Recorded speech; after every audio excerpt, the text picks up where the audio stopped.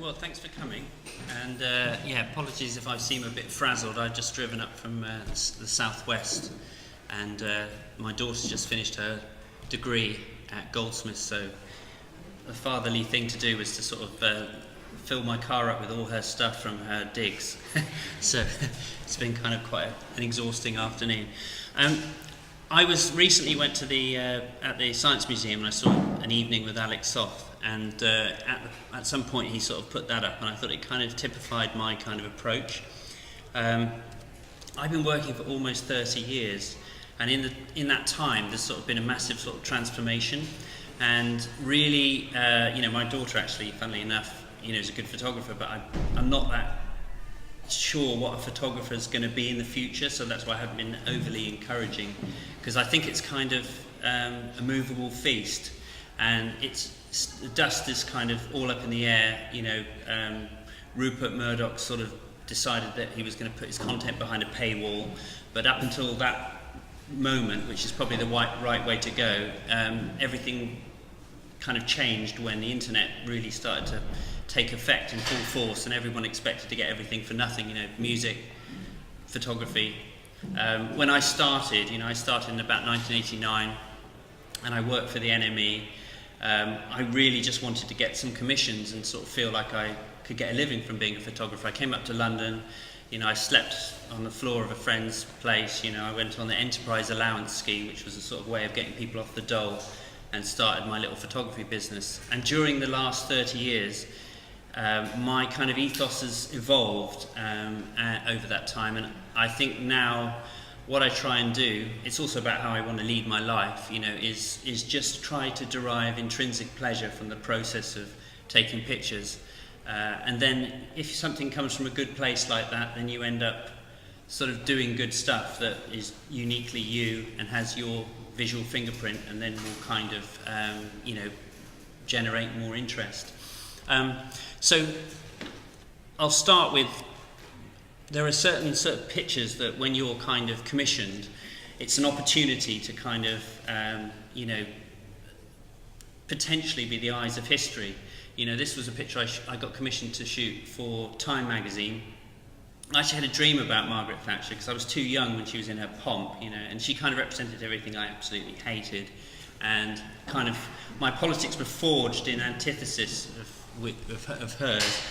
And I had this dream that basically I would never get the opportunity to photograph her, and I had a sort of kind of sadness, because as a portrait photographer, which is what I started out doing, when you're working towards a sort of grand retrospective, at the National Portrait Gallery in your dreams and your sort of fantasies, like King of Comedy, the film with Martin Scorsese with Rupert Pupkin, you kind of you have this fantasy that you're going to, if you don't dream it, you'll never have a chance of achieving it. But when you do have that big exhibition at the end of your career, there'll be people that their absence will kind of have a corrosive effect on how your career is perceived, and so that's why it was a great opportunity to photograph Thatcher, and then to get something sort of iconic was really pleasing. I sort of, thanks to the lovely technical advances of digital cameras, I can sort of see from the metadata I got 12 minutes from the beginning of the shoot until the end of the shoot, and it was one of the few occasions that I actually sort of asked her if I could have my picture taken with her, and she was tiny. I sort of put my arm around her, and then two people in the corner of the room who were obviously working for MI5 sort of got to their feet, ready to take me down in case I tried anything funny.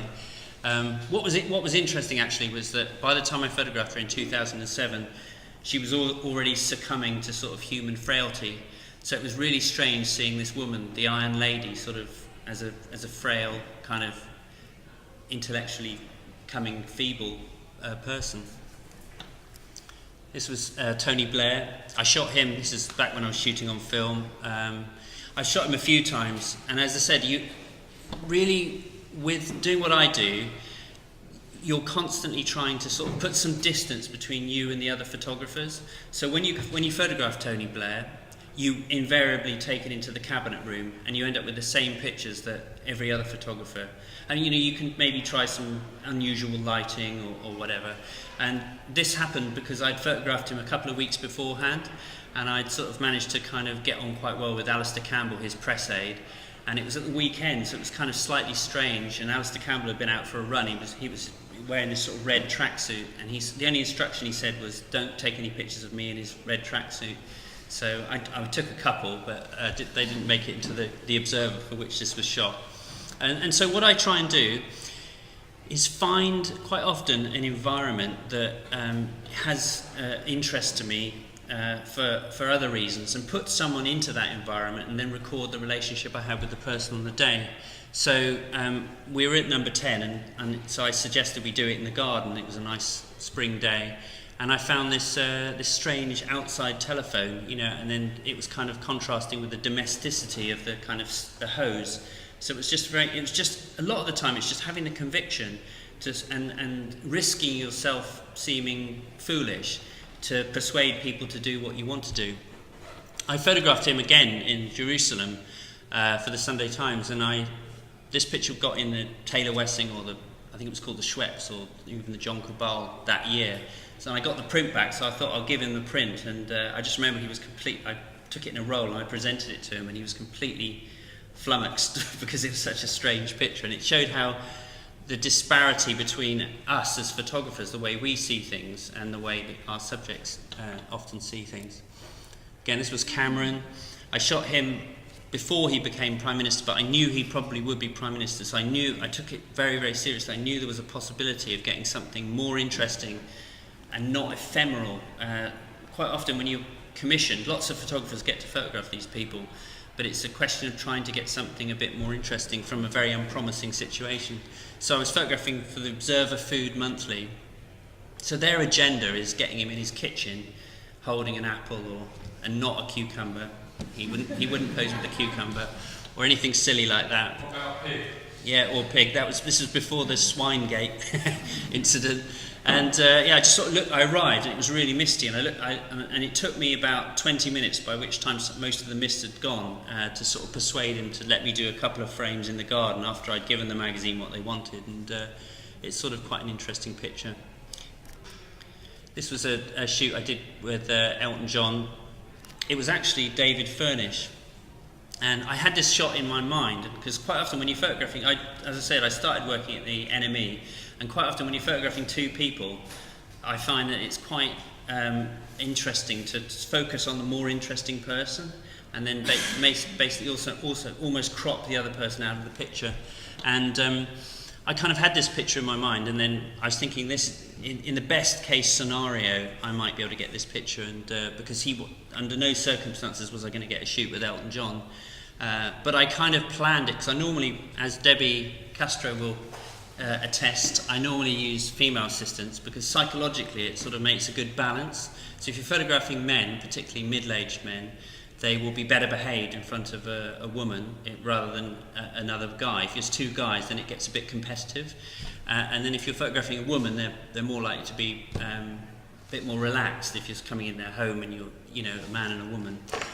But in this case, I used a friend of mine who's very handsome, and I sort of was just mindful of the fact that it would probably be mostly men there, and Elton sort of took an interest, and then I sort of suggested that maybe we could take a picture that he could use for, as a charity, give it out. And it was nice because he bought a print of one of my pictures for his collection, which was good to be involved in. These are sort of just some of the spreads, recent ones. This was for the Sunday Times, obviously. I photographed him before. I liked the pictures I took. He asked me to do his book cover, and I was going on holiday, so I turned it down. And then, and I wasn't that bothered because I don't really like photographing the same people again.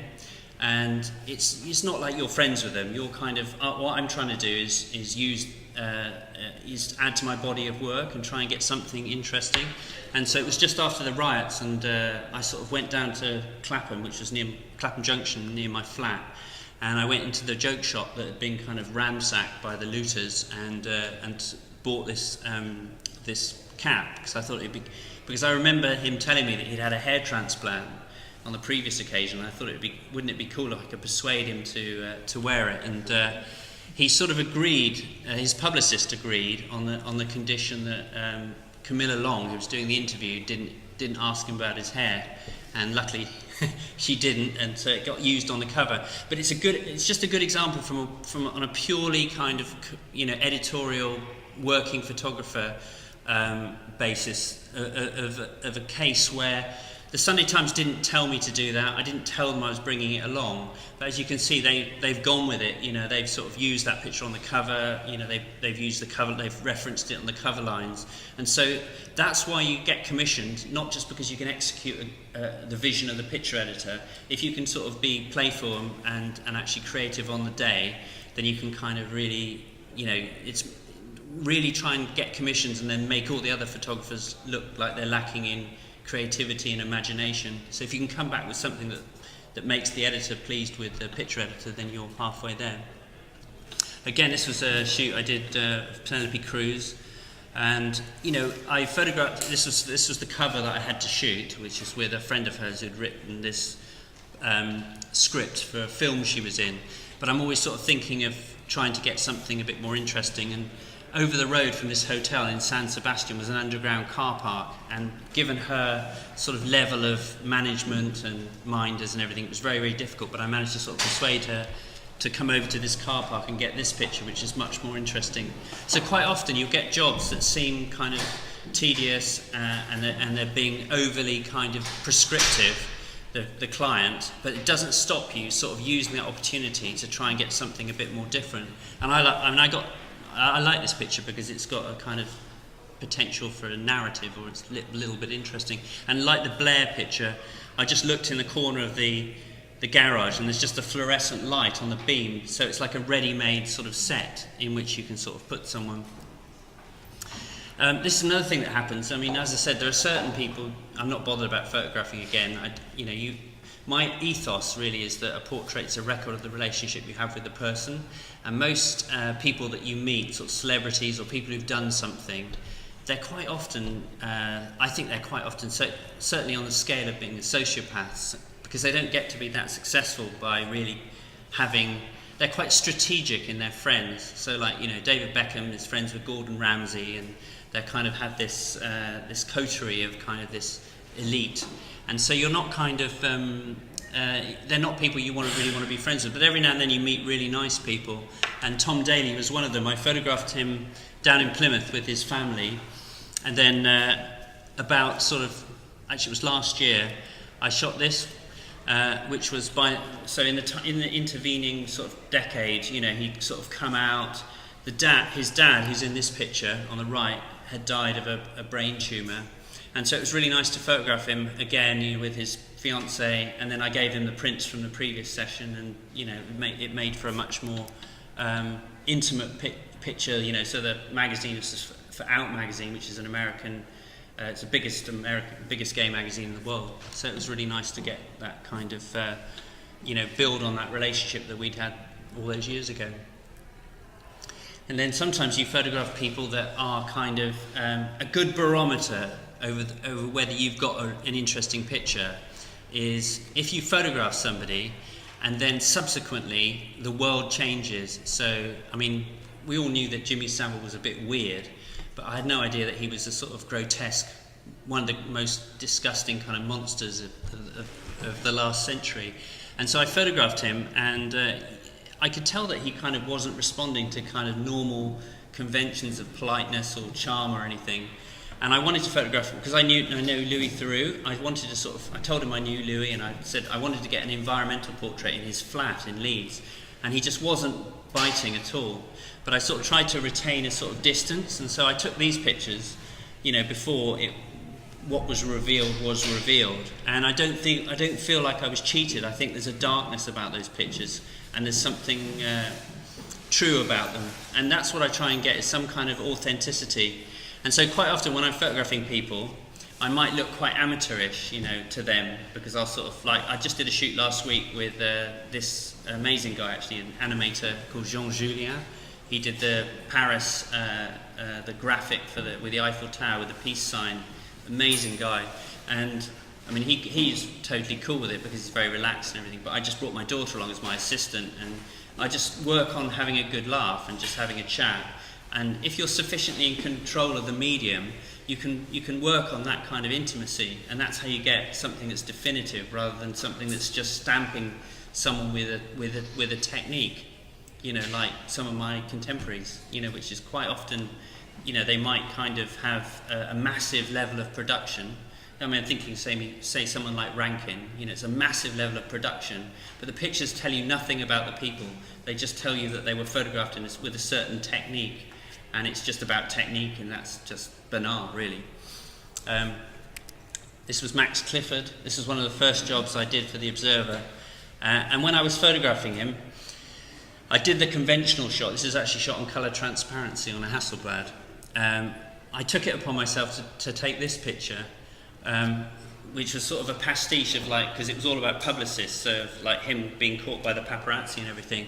And then, as you can see, this was used in 2014 when he got sent to prison on the cover of The Guardian. And it's a good illustration because it's like at least 20 years before that I'd taken the picture, and it you know, on a purely kind of mercenary level, I sold it to The Guardian 20 years later. So it just illustrates the value of retaining your copyright and how you don't know what's going to happen in the future. So it's a very, very valuable thing, and it's something that kind of can end up paying dividends. Again, this was on the same theme, Oscar Pistorius, 2011. He was the hero at the time. It was before he was even kind of rather funny at the Olympics, you know, before he murdered or, you know, whatever happened. And I took this picture for myself, which I put in my portfolio, and I did actually quite like him. I didn't think he was like Jimmy Savile, but I thought this was a kind of a powerful and interesting picture, and it took me a bit of persuading to sort of get him to pose. But again, you know, I don't feel that I've been cheated, because I think this picture has something about it, and it maybe does sort of hint at a sort of a darkness there.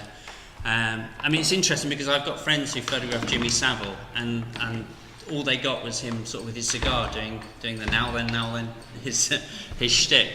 And that's why it's, you know, it's nice if you can try and get something true, you know, that has the test of time. This is Harry Redknapp, the manager. At the time, he was manager of Tottenham. Just on the same theme of pictures, sort of the truth being revealed.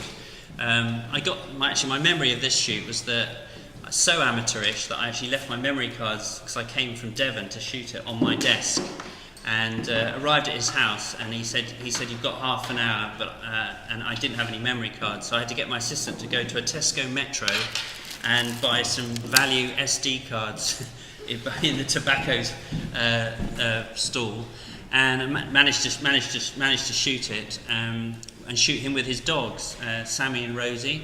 And then when he got done for tax evasion, or they were doing him for tax evasion, it emerged that the accounts that he'd set up to sort of put all this illicit money were actually named after his dogs. And so, you know, at the time, you know, I was just shooting him because I liked the look of the dogs, but then the picture sort of gets used a bit in another context. So these pictures here, from the start, it's a bit more chronological. These pictures are when I first started working at the Observer. So this was about sort of early 90s. So I got the opportunity. Jane Bone, you know, famous black and white photographer. She only worked on 35mm black and white daylight. She was doing the main portrait, and I think she got in a car accident or something like that. You know, I wasn't involved in it or anything, but basically I got the opportunity to sort of stand in for her for a month. So I got sort of 4 portraits. So instead of shooting them on 35mm, I shot them on my Hasselblad, and I used ring flash. And back then, you know, I was like doing cross processing and stuff like that. And you never get very much time with people, but I kind of took it on and tried to push it on to somewhere else. And the editor of the magazine sort of started using me when she got back. I got to do the portraits. And what you find in the course of a long career is you need, unless you're like Rankin and you can start your own magazine, you need people who get behind you, who believe in you, who will sort of insist on you doing the jobs, and then you can really take the ball and run with it. and create a body of work. And so I sort of started using ring flash. It's a cheap trick really, and bringing material along and sort of setting it up. Because quite often all these people are shot in the same sort of environment, you know, in the Dorchester Hotel, so it's just trying to make it look a bit different. And also using a ring flash, it's a way of getting something quickly, which makes a virtue of the fact that you haven't got much time, because it's sort of instant kind of weirdness. So this is Robin Williams. Again, you know, this was a horrendous experience. I was in New York, and my things were starting to go quite well. You know, I saw these magazines over there. My agent said, "Come back to London. You've got a half an hour with Robin Williams at the Savoy." So I changed my flight and came back early and arrived at the Savoy with the writer William Leith. And we knocked on the door of his suite, and a very scary publicist sort of said, you know, "You've got half an hour for the interview, and we'll do some pictures if we have time at the end," you know. And so I sort of waited patiently, and then I had about a minute or so at the end, and he was sort of really annoyingly talking the whole time, trying to entertain everybody with his shtick. And so this was really just a genuine moment of me being sort of aggressively telling him to shut up. So I knew he had hairy hands from Morecambe Mindy, so I just got this one frame. And it was interesting because I didn't even have this picture with Getty or Contour, where my archive is, and I scanned it, and I do a regular sort of piece for called When Harry Met for Amateur Photographer, and I sort of wrote about it and put it on my website and everything. And so Getty got hold of it and they put it on their website, and it ended up being the third most voted by the general public, third most meaningful picture of that year. And it was just in my archive, and I only just scanned it and put it on on a whim, really. Again, Morgan Freeman, same sort of technique, just with a ring flash and just the quality of film and the Hasselblad. So also, interestingly, as a chronology, I was sort of quite an early adopter. So this was what my website looked at the time. This is sort of when you were using dial-up modems before the internet, you know, and at the same time, this is what Google's website looks like. So I started to sort of also get cameras. That I had a couple of a Fuji 6.9 rangefinder and a 6.7 rangefinder, and I started to try and take pictures that were kind of less simple, really, you know, which were kind of more environmental portraits that would have a bit more interest to them. I mean, I was photographing Lenny Kravitz. This was in the Bahamas, and obviously he's a beautiful man, so I did the kind of obvious picture of him looking statuesque coming out of the water and everything. And then the picture I like now, you know, is the picture that I took right at the end when I sort of noticed that there was a boat on the horizon, and it gives it more of a kind of narrative. It's kind of less is more. This was Jarvis Cocker, again, less is more. So I like the perversity of when you're faced with someone really famous, sort of actually photographing them in such a way as they look almost anonymous, or they're not recognisable, because it's obviously you're paid by the magazine to go and photograph these people, so you have to kind of take a picture that they can use in a very kind of graphic way and shows who they are. But it's more fun if you can get, and more likely that you're going to get something interesting. I think this one was one of the pictures shortlisted in '97 in the John Cabal at the time. Yeah, again, this was a shoot I remember very well. I was sort of really very cheesed off. I sort of spent a week with him, and I wasn't really getting an opportunity to get a picture. So I was kind of trying to be all do reportage, and I was sort of on the balcony. This is Michael Hutchence of In Excess, and he was being interviewed. And at the time, he was just a sort of washed-up kind of rock star, you know, kind of budget Mick Jagger or something. And you know, I didn't really kind of. I was just thinking, why am I away from my kids, you know, for a whole week doing this? And then subsequently, you know, a few months later, he dies in sort of lurid circumstances. And then, you know, the Virgin, the label that he was on, you know, had all this unrecorded, unreleased material. So they only used my shoot as artwork. And in that sort of situation, you know, you can basically, your agent can ask whatever they like, because, you know, it's sort of so it was at the time a kind of shoot that I wasn't very happy with. And interestingly, this picture was never published. They went with other pictures to illustrate the interview, And then subsequently, after he died, you know, the pictures were syndicated, and this picture was never used by anyone. And I entered it in the John Cabal, and then it sort of developed a life of its own. People saw it and liked it. And I think sometimes if someone's died, a picture's viewed in a different way than if they were living, because the other pictures were kind of more obvious, but this picture sort of somehow has a bit of, it's quite poignant in a way. This is Robbie Williams when he was sort of relaunching himself. Again, you know, it's just opportunism, really. I was shooting him in a studio in Clerkenwell. He was clearly sort of taking loads of drugs and not in a good place. He kept sort of going to the loo and then coming out and turning the volume of the stereo up really loud and not really engaging with me at all.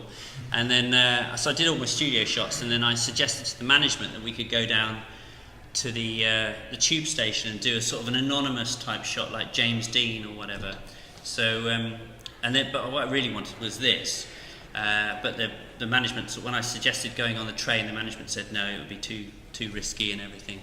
So as we were walking down to Farringdon tube station, I suggested to Robbie that we do this, and then just as the doors closed of the tube train, he and I jumped on the tube train and left all the his massive entourage on the platform, and went up to King's Cross, came back, shot in about 4 minutes really. Again, you know, I shot the Spice Girls about 4 times, and it just seemed like an incredible waste of my time, to be photographing these people. And now I really like this picture. It's one of my favourite pictures because it's on a photographic level. It's got a kind of it's like a Renaissance painting. You know, like Jerry's like the girl in the pearl earring. You know, the lighting coming from the right, and then Posh is sort of backlit, a sort of almost unrecognisable Posh, given the fact that she sort of reinvented herself and looks quite considerably different now.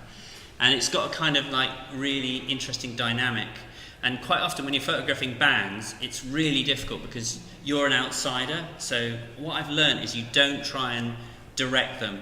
The best thing to do is, I was shooting these guys in Bangkok. So I was shooting them on the top of this building, and I got all these kind of rather hackneyed pictures that are quite boring.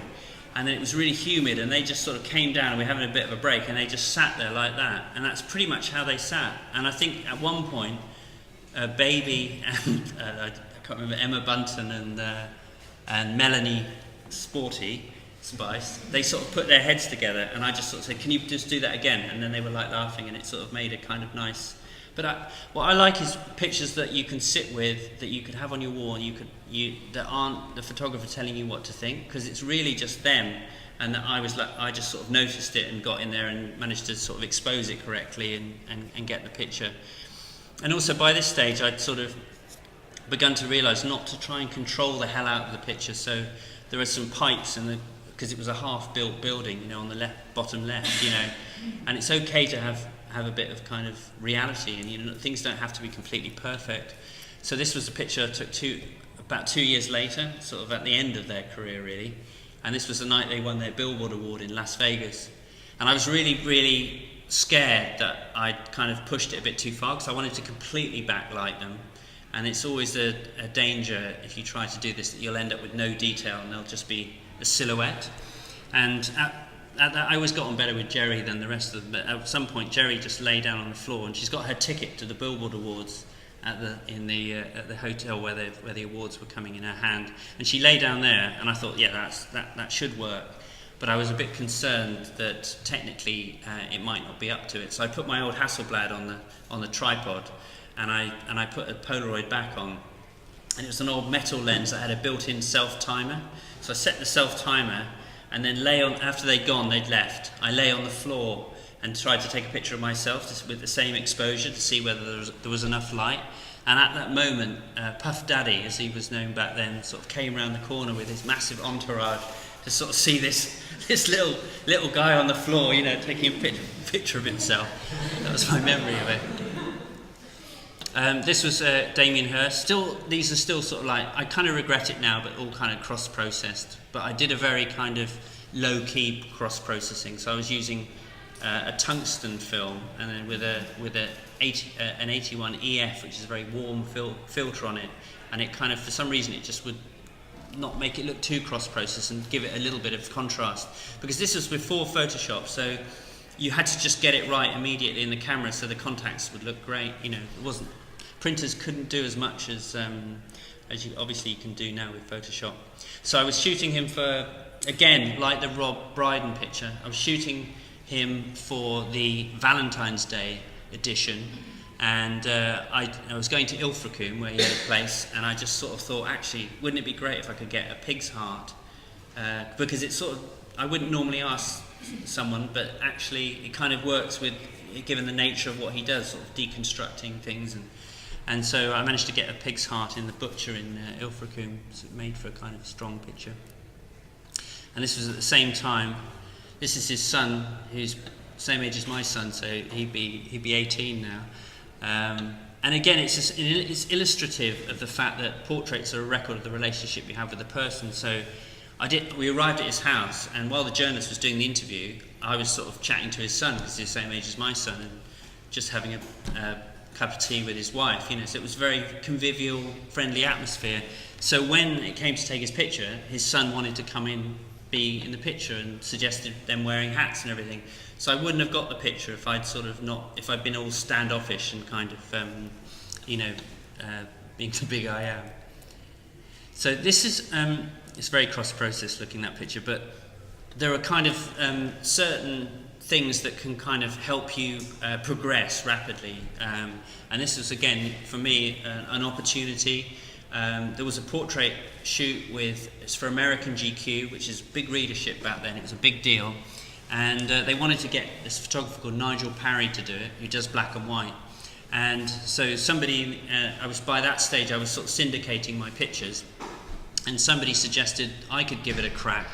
So there was a big budget, so I had a stylist and everything. And I don't know where I got the idea to use the wings, but I sort of got the stylist to bring along all these other bits and pieces and everything. And it was very, very amateurish and ridiculous. I shot it at the Virgin Airways upper class lounge, and I sort of quite adept at sort of finding spaces. So this was behind the bar, which had a sort of a skylight above it, so it was like not really nice soft daylight. And because of the sort of amateurish kind of approach, he just sort of picked up the wings, and he actually put them on upside down. And it was only when it basically won a prize in the World Press Awards, and it was the first year that they had portraits category. So it was the first year it won. I think it won third prize. But it's amazing how you think there's everything sort of planned out and everything. But it kind of, if he'd actually put the wings on the right way, it wouldn't have been as strong a picture, I don't think. So rather than an angel, he's more of a sprite. Again, this was a picture I did of Björk. That was a bit of sort of windbreak on a scaffolding. We were just out in the streets. I didn't get very long with her. She wasn't as, sometimes you meet people, they're kind of heroic, and you think they're going to be really nice, and then she wasn't particularly friendly. She didn't give me much time. But this again, it won a prize in the World Press Awards. So that I would urge everybody to enter the World Press Photo, because it's free to enter. Everybody who enters gets a catalogue. There's no downside.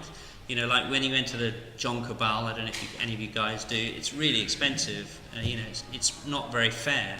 Whereas this is sort of, they get thousands. I've judged this competition, they get thousands of entries all around the world. And so it's a big deal if you can get something in, because you're invited to go to Amsterdam and then give a talk about your practice in front of the world's media. So this was Kate Beckinsale when she was young, and I like this picture because it's really difficult picking a folder load of pictures, because you sort of over the course of my working, the pictures I really like are the pictures I've done last week or whatever, because you're constantly looking forward rather than doing this and dwelling. But this was a good example of where I started to realise that flash kills the atmosphere, and that actually it's much more intimate and interesting to use daylight. So Eve Arnold said flash kills the atmosphere, and she was right. So this was for a magazine where the journalist would basically have lunch with the subject and do the interview over a leisurely lunch, and the photographer would arrive beforehand and do the portrait. And it just happened that I'd seen Kate Beckinsale in a theatrical production, and I don't really go to the theatre, I just happened to have seen her the night before. And so when I met her, you know, we got on quite well. And so I did my pictures, and then when the journalist arrived, she said, "Can Harry stay for lunch?" And so through gritted teeth, he kind of reluctantly agreed. And then halfway through the lunch, I took this picture, which was just daylight, because I put the lights away and everything, and it was like so much better than all the other pictures, which were kind of very, very overly kind of lit and fake, really.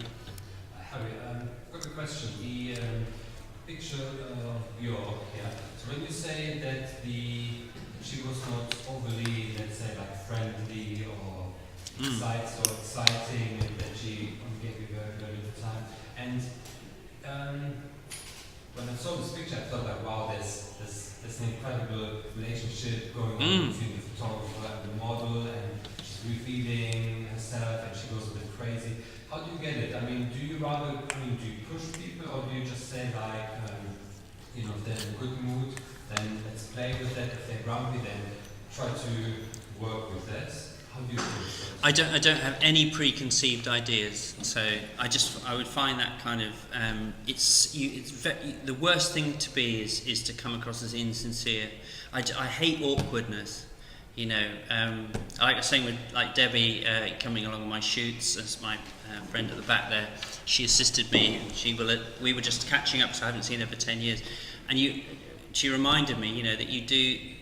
I'm an open book, so I tend to, if I can, just have an authentic exchange with people. But sometimes people aren't really, you know, they've got, you know what it's like, they've got a whole conveyor belt of photographers and writers coming in to interview them, and they're not interested in like a rapport. So actually what I tend to do, which I think is a good thing to do, is I have a little portfolio on my phone.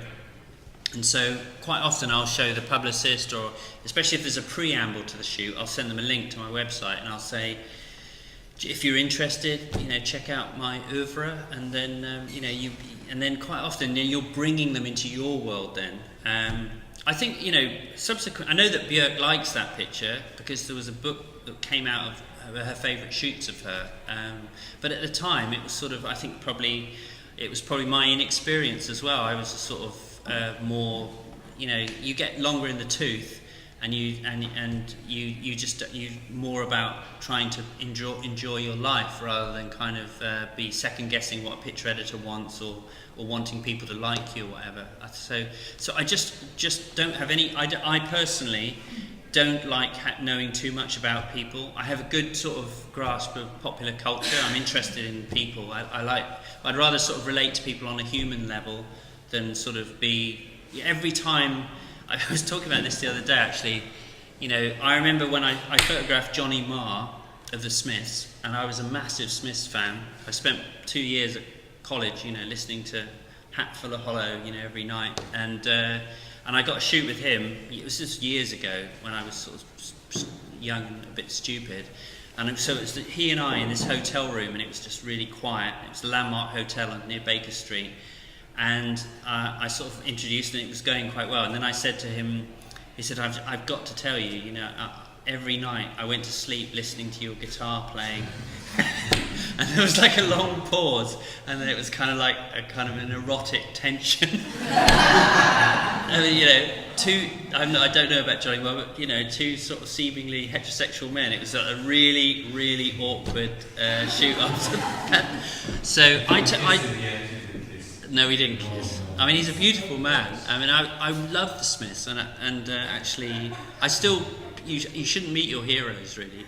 I mean, he was actually really, really cool. But it was just, as soon as you kind of, if you know too much about someone, and it puts you at a kind of psychological disadvantage in a way, if you're really, really in awe of them, because it's kind of terrifying, isn't it? If you're wonderful but terrifying, you know. So. But yeah, this guy was a basketball player. Again, you know, this is for American GQ. This happened after the Richard Branson shoot. So I got this stylist who got all these dummies and everything. And again, you know, sometimes things happen that you can't envisage. I really like this picture because, you know, he was great. There's a guy called Kevin Garnett. He's 7 foot tall, and he basically picked up this dummy and then just gave me this picture. And it was like, you couldn't art direct that picture. You wouldn't. And it's so interesting because there is a sort of a homoeroticism, there's a sort of a racial element to it. It's a very powerful picture, and the dummy's like perfect.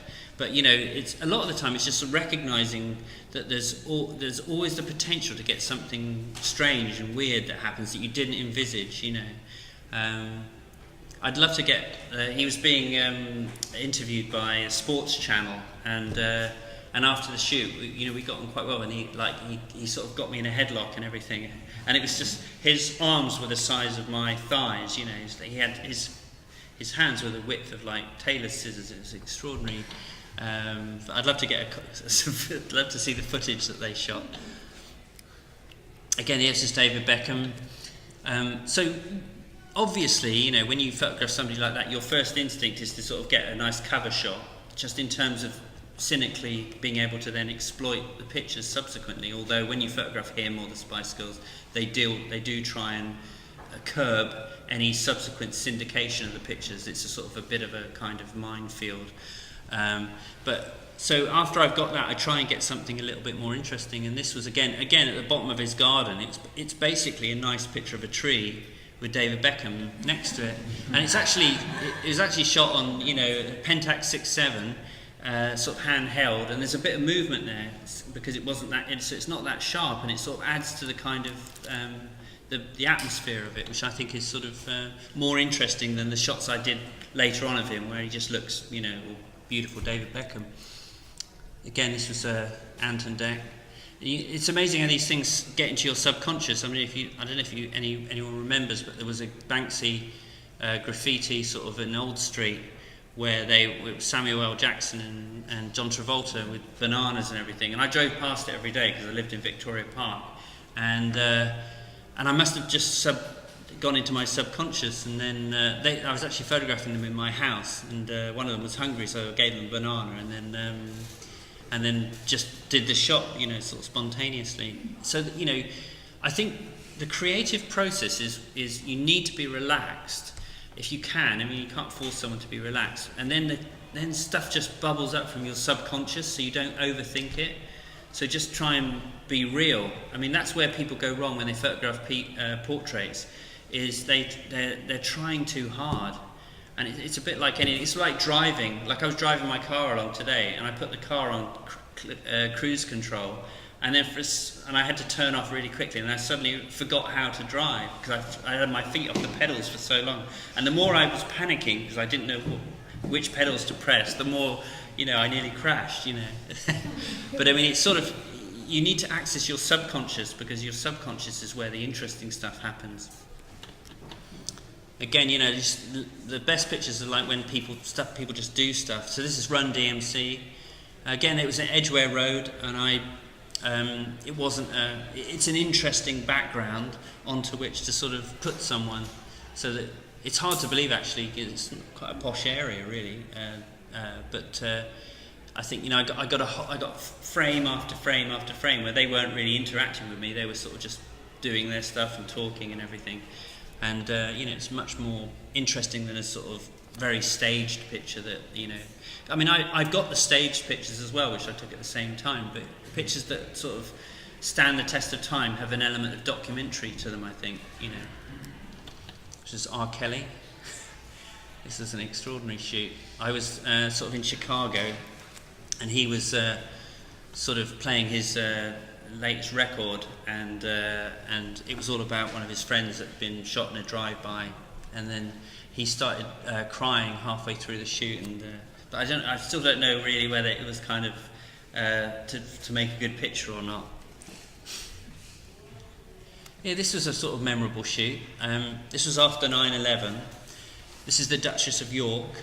It was for InStyle magazine, and they had two stylists with all these clothes and everything. And but everyone was talking about 9/11 because it was such an epoch-making event. You know, it was kind of the world changed. But I was sort of just thinking, well, you know, I want to get an interesting picture. And so nobody stopped me when I suggested that she wear this pink Christian Lacroix coat with a mink ermine trim that cost $65,000. And I said to her, it'd be great if you could wear it with nothing on underneath, because you'll look like a prostitute. And I was sort of like, was quite brazen about it. And then I got her outside in the street, and I said, with a sort of a strange sort of cross-like thing on the wall, and I said, this is great, this is sort of like prostitute chic, because at the time it was all heroin chic and stuff like that. Anyway, the pictures came out in the magazine, and they didn't run this picture, and I noticed that. I thought, that's funny. And then my agent sort of sold the set to Hello magazine for like loads of money, and this picture didn't run either. And I thought, well, that's funny. They somehow managed to kill my shoot, and then I got a letter from the palace, sort of saying, telling me basically not to let the picture be seen or published anywhere. And so that year I had because I featured in the National Portrait Gallery portrait competition a few times. That year, I think it was around 2000, they had another exhibition at the same time of previous winners or people who'd been shortlisted, and they asked us to nominate a picture for that exhibition. So I nominated this one sort of to get it out there.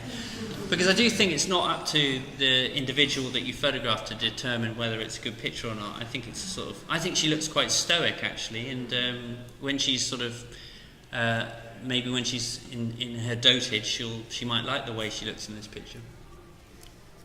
Again, this is the Duchess of Devonshire. I travelled up to Chatsworth to photograph her, and initially she didn't even offer us a cup of tea. You know, it's a sort of very frosty, aristocratic way she had, and at some point she was showing us around, and I sort of was getting a bit browned off, and I sort of said to her, "Do you know this would make quite a good golf course?" And she said, "Do you know that's what my husband used to say." And from then on, she was really brilliant. And so I had her sort of down in the. Sometimes it's like a key that it just unlocks someone and they just relax. And so I got pictures of her in the pig pen, you know, with all these pigs sort of snuffling around her. And then I got this picture, which it was used on the last book that she released before she died, an autobiography. And it's an interesting picture because I think there's a similar picture by.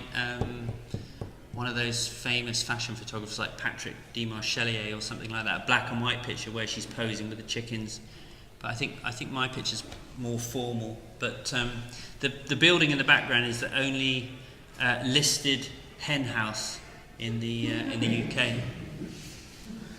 This is Christian Louboutin with a shoe. I sort of shot him in his studio, and then he was making this boot for Jennifer Lopez. So I thought I should shoot it sort of almost backlit. This was a horrendous experience. This is Michael O'Leary. So Ryanair make more profit than BA, and when you go to their headquarters, it's in a sort of industrial estate just outside Dublin.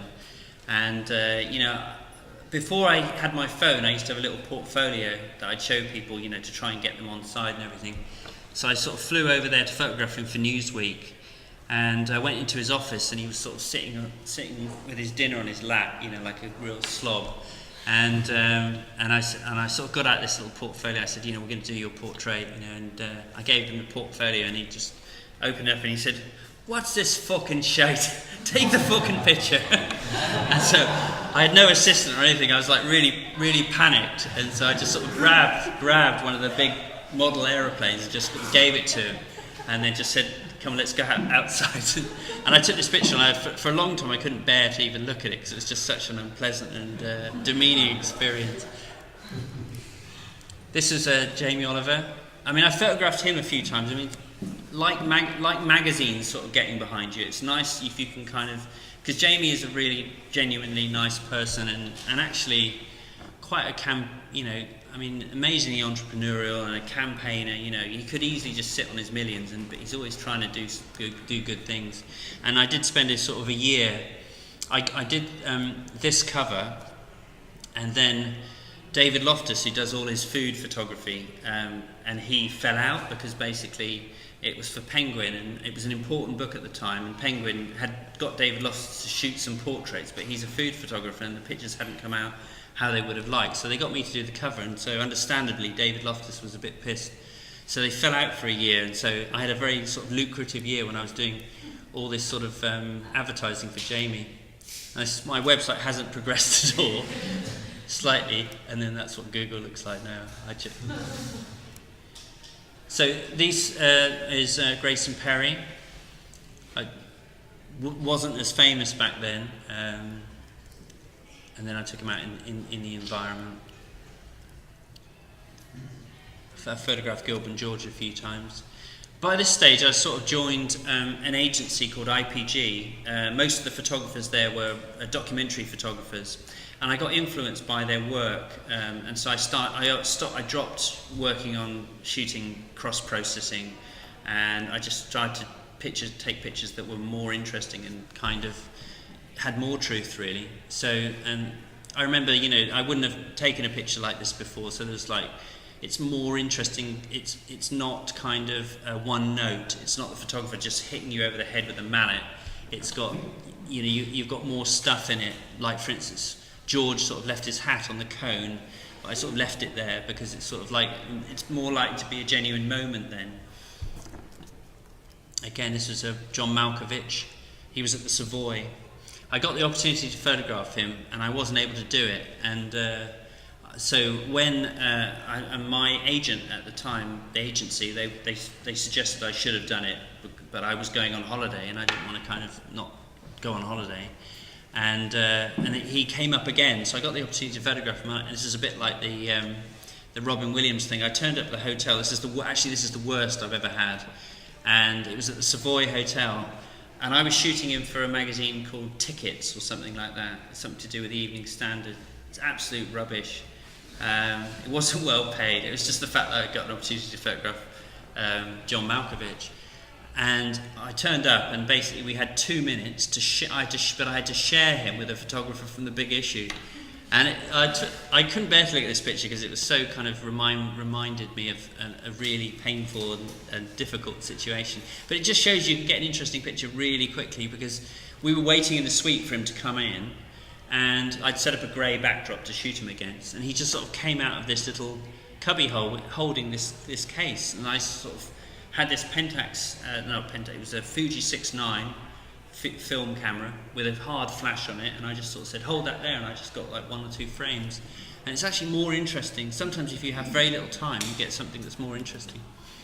Again, I was photographing Billy Bob Thornton, and it was at the Metropolitan Hotel, and I was there with a sort of production line of all these masses of other photographers, and Angelina Jolie was staying there at the time because they were together. And I was getting on really well with him because I think he quite fancied my assistant, and he was sort of suggesting that I come on tour with his band and stuff like that. And he's actually much cooler than Angelina Jolie. And I sort of started to push it because you're competing, you want to get really good pictures and stuff. And I wasn't meant to be photographing Angelina Jolie. It's a bit like the Elton John picture. And so I sort of, I could hear the other photographers complaining about me and sort of saying when they were complaining to the publicist and getting really, really annoyed. And so I sort of took him through to the balcony, and all the other photographer who was next in line sort of got up because he thought he was going to be going his shoot, and I walked past him and then onto the balcony and carried on. And then it was getting louder, the complaining and everything, and then suddenly it all went quiet, like a ghost had come into the room, and then Angelina sort of came in the middle of my photo shoot started kissing Billy Bob Thornton. And so to add to the insult of using all their time up, I managed to get sort of but what I tried to be mindful of is that I was there to photograph Billy Bob Thornton, so I did get pictures of Angelina looking at the camera, but I kind of like this picture better because it was it's really about him rather than her. This is Robert Harris. It's Robert Harris, yeah, the actor. He was living at the Savoy, and he basically refused to do a formal portrait. So I had to put the camera on a Hasselblad with a long lens on my tripod and got some 400 film. But I actually really like this picture more than the pictures that when he warmed up and he started telling us all stories and everything, and he let me do a proper shoot. But I like this picture more than the pictures that I took subsequently because it's more of a genuine moment. My memory of this day was that he was amazing company, and afterwards he suggested we go for a drink. He'd buy us a pint in every bar in the Savoy. So we went into all the bars in this. I mean, you don't turn down the opportunity to go drinking with Rob. It's Robert Harris, isn't it? Richard Harris. I knew that was wrong, but I sort of manfully persevered. Richard Harris. No, it was unforgettable. And so we ended up sort of going down the Strand and drinking in all these pubs and stuff. And then I had another job in the afternoon, so I had to get my assistant to drive me to the next location. And it was for BBC Music, and I think they probably thought, well, he's a good photographer, but he's got a bit of a drink problem. This is Ewan McGregor. This is in the car park of the Savoy. The Dorchester. I mean, potentially it's the same locations every time. I mean, I do less of these shoots now because the industry's sort of changed. So now a lot of these shoots are sort of done in LA, and then the pictures are syndicated, around the world. Magazines are supplied, But back then, the magazines, magazines like Empire had enough clout to sort of get their own shoots. So this is starting to be digital now. I think this was probably about 10 years ago. I was there to shoot Murdoch for the international cover of Time magazine. So all they want is a big headshot, a big stamp, really, photo me booth. But again, you try and get something a bit different. So he's got this amazing property adjacent to St James's Park, which is basically a sort of modernist office building that he owns as a house. And each floor is given to his progeny, so they each have their own floor, and he has the top 2 floors. It's like something out of James Bond. And then the roof is just glass, and you press a button, and the whole roof comes apart. And so I managed to sort of, he's a brusque and difficult man, but I managed to sort of persuade him to pose very quickly on the stairs, because it's sort of like you try and get something different. And then I got this picture here. I think he's split up with Wendy Dane now, but it's, again, you potentially have the possibility of getting something that's, historically interesting. Because although, as you saw at the beginning, those politicians, they come and go, but these kind of sinister figures are pulling strings for decades. So if you kind of shed a little light on what's on the reality, it's good. This is Jose Mourinho when he was a handsome man. We started before he went completely insane. This was for a Russian magazine. Actually, this was kind of a job that if they'd sort of phoned me up and said to me, "Do you want to photograph Jose Mourinho? We're not going to pay you," then I probably would have said, "Great, I'll do it." But they sort of phoned me up, and it's called Pro Sport in Russia. And they said, "We've got a shoot with Jose Mourinho. Do you want to do it?" We went through this big preamble about how much I was going to get paid and everything. As soon as I sent them the pictures, I never heard from them again. And I emailed them loads of times, and I've got a contact who runs an agency called Salt in Moscow, and I gave her the details. But I don't want to make generalizations about working with different nationalities, but I certainly, I would have done it anyway, if they just said, "Do you want to photograph Jose Mourinho?" This is a bit like the Elton John picture. This is Zara Phillips with her horse Toy Town. Again, your first, most people would be kind of deferential because it's, member of the royal family, but if you can kind of retain some kind of distance and sort of remain kind of observant and coolly kind of observe situations. I mean, she was more interested in the fact that the horse's ears were pricked up like that, because people who are really into horses, they kind of are very particular about that, and that's apparently the way that otherwise they look like a mule or something. But again, it's really like Elton John. It's a good picture of a horse that happens to have sort of a girl at the side. This is Rosamund Pike. Again, was sort of, a lot of the time it's just, trusting your instincts. So I was at this studio and I just saw all the cables on the floor, because my flash kit back then was a bit antiquated, so it was, not kind of a bit kind of amateurish, I guess. And so again, it's sort of just having the courage of your convictions to think, actually, if they had a whole a line of clothing, sort of get her to change into something that would work in this context. And so, because I was looking down at the cables, I was able to take this shot very easily. This was Sir Paul McCartney. I nearly turned this job down. It's a good example of. I was actually on the train, travelling down to Devon. It was a Thursday. I'd sort of been really busy all week, and his publicist phoned up and said, "Do you want to photograph Sir Paul McCartney tomorrow in Abbey Road Studios for his album?" And he's really, really controlling. Like, he always buys the copyright of the pictures. And I just thought, I was just really whacked out, and I sort of said, I'll tell you what, I'll pass on this one. I don't know why I said that. And luckily, I sort of then immediately phoned up my agent for a chat, and he just said, "You did what?"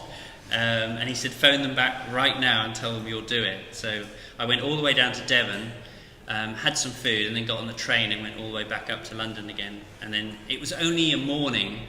I wasn't even allowed to talk to him. He only wanted sort of reportage pictures while he was filming, and I got this picture while I was there.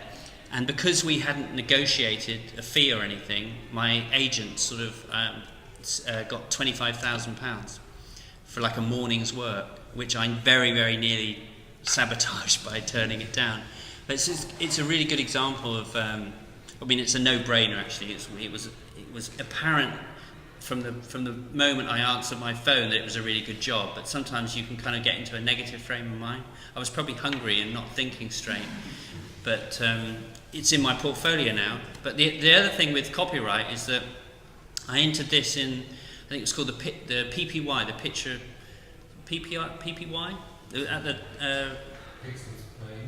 No, it was a competition down on the South Bank. They had a big exhibition down there. Anyway, it got in, and then my agent reminded me that I have to, even to enter it in a competition, I have to ask Sir Paul. And recently, for that series that I wrote, that I do for amateur photography, where I talk about shoots, they wanted to include this one, and I had to ask his his licensing department, and then they had to ask him if we could use it. And he's fine about it because he obviously likes the picture. But it gives you an example of if you sell the copyright, they're not your pictures anymore, so you can't even use them in your portfolio and without their permission. This was a picture I took afterwards, which I do own the copyright of, when Pete Doherty met Sir Paul McCartney, which was quite a weird setup for the Observer Music Monthly. I got to the hotel. It was actually the same hotel that I photographed Johnny Marr in, and it was one of the few times when Pete Doherty was completely clean. And I did think it was quite funny because it was probably the only time that Pete Doherty kept waiting for about an hour and a half because Paul McCartney was really late. So I had sort of like an hour and a half with Pete Doherty in this hotel room. So I took all these really nice pictures of him, which I think kind of he's actually quite a sensitive, nice chap when he's clean. This is Rio Ferdinand. Again, I was shooting him for the Sport Monthly.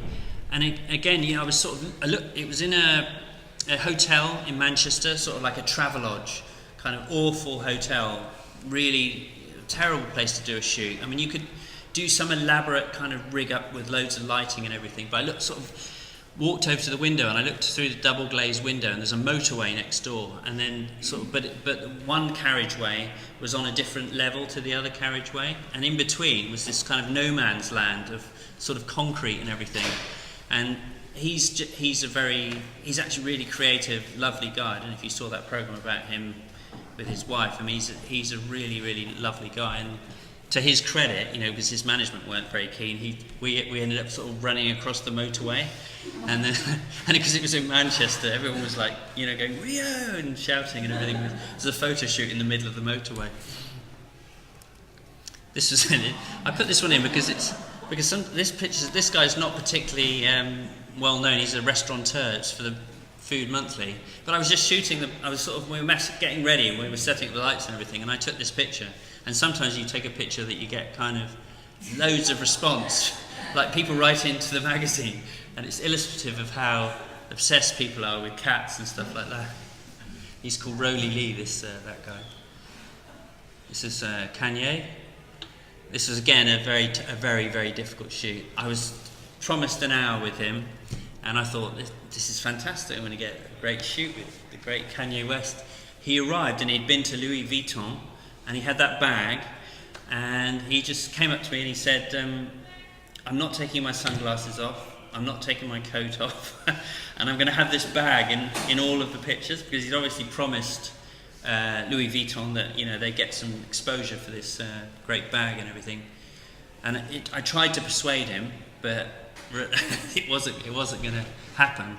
So I sort of thought, well, he's still pretty interesting looking, so I thought, it looks like he's leaving the shoot or coming to the shoot. So I took some pictures against the grey backdrop that I set up that were lit and everything, and then I sort of realised the best way of doing it was to put him in the goods lift and just use the available light coming across, and it's still, you know, it's a striking portrait, but it's very difficult from a magazine's point of view, because they always say to you, don't make sure people take off their sunglasses. This is Gillian Anderson. It's great working with actors when they're kind of like polymorphous and you can just tell them whatever you want to do. So I can't remember what I said to her, but I like that picture because it's got like a like Edvard Munch, the Scream, you know, it's got a kind of, but it's kind of softer. The other thing is interesting with that shoot is. And I haven't really exploited this as much as I should do, and I do intend to exploit this. I mean, I did the whole. I think there's a picture in there of Radiohead, and I did a when Harry met with when I photographed a couple of times I photographed Radiohead, but their Facebook page has got 10 million likes, and at the end of the article that we did about when I met them, during the shoot, one of them left their jacket behind. And I sort of talk about the fact that I kept the jacket and think of the shoot every time I look at the jacket. And the bassist, Colin, whose jacket was, sort of emailed me just the other day. And he said how much he enjoyed the piece. And he does the photography for Radiohead, and he wanted to meet up. And he sort of suggested that, he said, we're playing Glastonbury, are you going? And obviously I didn't go to Glastonbury, but I'm going to meet up with him. But it occurred to me that, you know, you can, it's quite easy to kind of piggyback when you do really famous people on their celebrity to boost your social media, and it's something I've never done. But for instance, with the Gillian Anderson pictures, because people are so into the X-Files, when I put this picture, because it was never published, I just liked it, on my website, and I had about 10 times the amount of hits, because it's sort of these things go a bit viral. It's quite interesting how that happens. This is a guy who owns a British company called, a privately owned company called Stannah Chairlifts. Again, I put it in because it's a relatively recent shoot, but it's an example of how even like in a really boring kind of commission, you can get something that's quite interesting. So, you know, he's lit with a kind of in little halogen kind of spots in the inside of the lift, and then the rest of it's sort of daylight, so it's quite effective. Again, Charlotte Church, an environment, you know, you just put people in an environment that you quite like. She's great. I mean, I went up, this was for the Guardian weekend, no stylist or anything, she just had a big rack of clothes, and we just sort of tried lots and lots of different things, and took that one. This is Giorgio Armani. I was going into this hotel, it's somewhere near Victoria, and I saw that wall and just really thought, wow, wouldn't it be great if I could persuade him to get out? And as soon as I got in, it became apparent that he definitely did not want to be photographed outside of this horrible little kind of, what would you call it, like a suite, but really it was sort of in the basement, you know, no daylight and everything.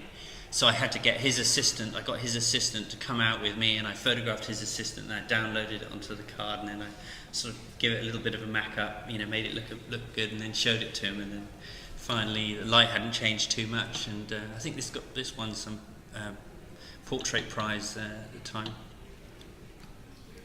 This is David Bailey. I photographed a few big name photographers lately, but he's actually one of the most kind of abrasive, and I think he's probably got Tourette's actually, because he's probably a nice person, but he was unbelievably rude. I think it's kind of part of his shtick. I had a female assistant, and that's his wife, and the reason she's laughing is I sort of said to him, I sort of put that empty frame, because I wanted it sort of to be loose composition, but just be a frame within a frame. This is in his studio down in Devon. And I said to him, you know, sort of kind of trying to flatter him really, but he knew, he was giving me what he, as a photographer, he knew that a picture wouldn't look good if he was holding the dog too tight. So he's holding the dog really loosely.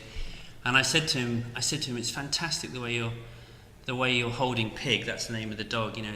So, you know, how are you keeping her so still? And he said, I've got my finger up her. See you next Tuesday. And, I thought that is so wrong on so many different levels. This is Martin Parr with his wife. That was quite fortuitous because I sort of was able to then give him my book came out, these pictures of Holocaust survivors. So I gave him a copy of my book. He's quite a difficult man, you know. I quite liked him actually. I mean, he was very clear. He didn't give me any more time. But then at the end of the shoot, I suggested we do some pictures with his wife Susie as a cunning way of being kind, but also getting more pictures. But because I sort of managed to sort of shoot him last year or whenever it was, I was able to send him a copy of my book, and he reviewed it, which was and he was kind about it. So, and then this is Don McCullum, the sort of triumvirate of British photographers, really. That's in his print room. And then I sort of took that picture sort of reflected in the door with his print boxes in behind. And it was a nice moment for me because he sort of said, could he have a look at the camera? And he said, see, that's my type of picture, which is very sweet. So this is an interesting picture, and it sort of like typifies what I hope will happen. This is something unexpected that you couldn't see. So I was photographing Bill Nighy, and if you type Bill Nighy into Google Images, you end up with all these pictures which are basically the same picture of him clowning around with his glasses. He does this a lot, and he just sort of messes around. And then halfway through the shoot, I thought, he's got exactly the same glasses as me, and it's not these glasses. Those glasses they're both Cutler and Gross, which are kind of fancy glasses.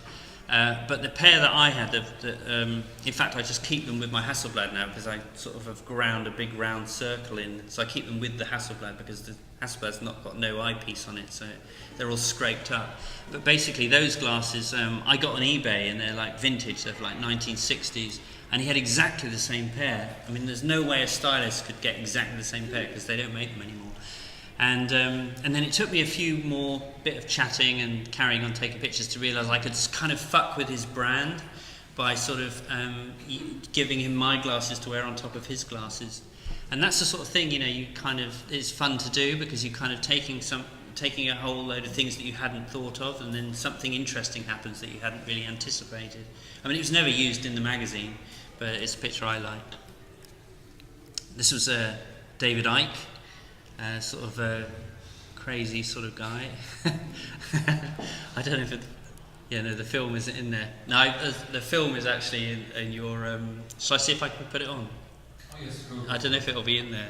If it will play, let me see. Sure about the sound. Does it make sound? Yeah. Let's see if it works. You can just. It might be okay.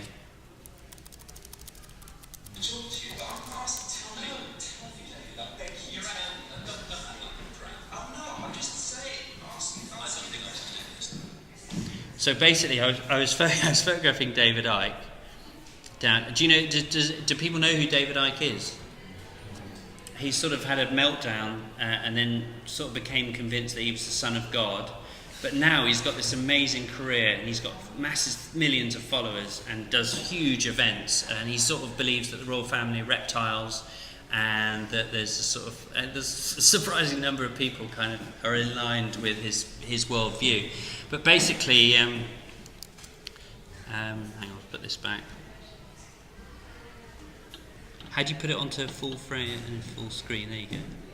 Yeah, so basically I went down to the Isle of Wight to photograph him, and I just put it in because it's illustrative of how the journalist should be your kind of partner, but they can also fuck it up for you.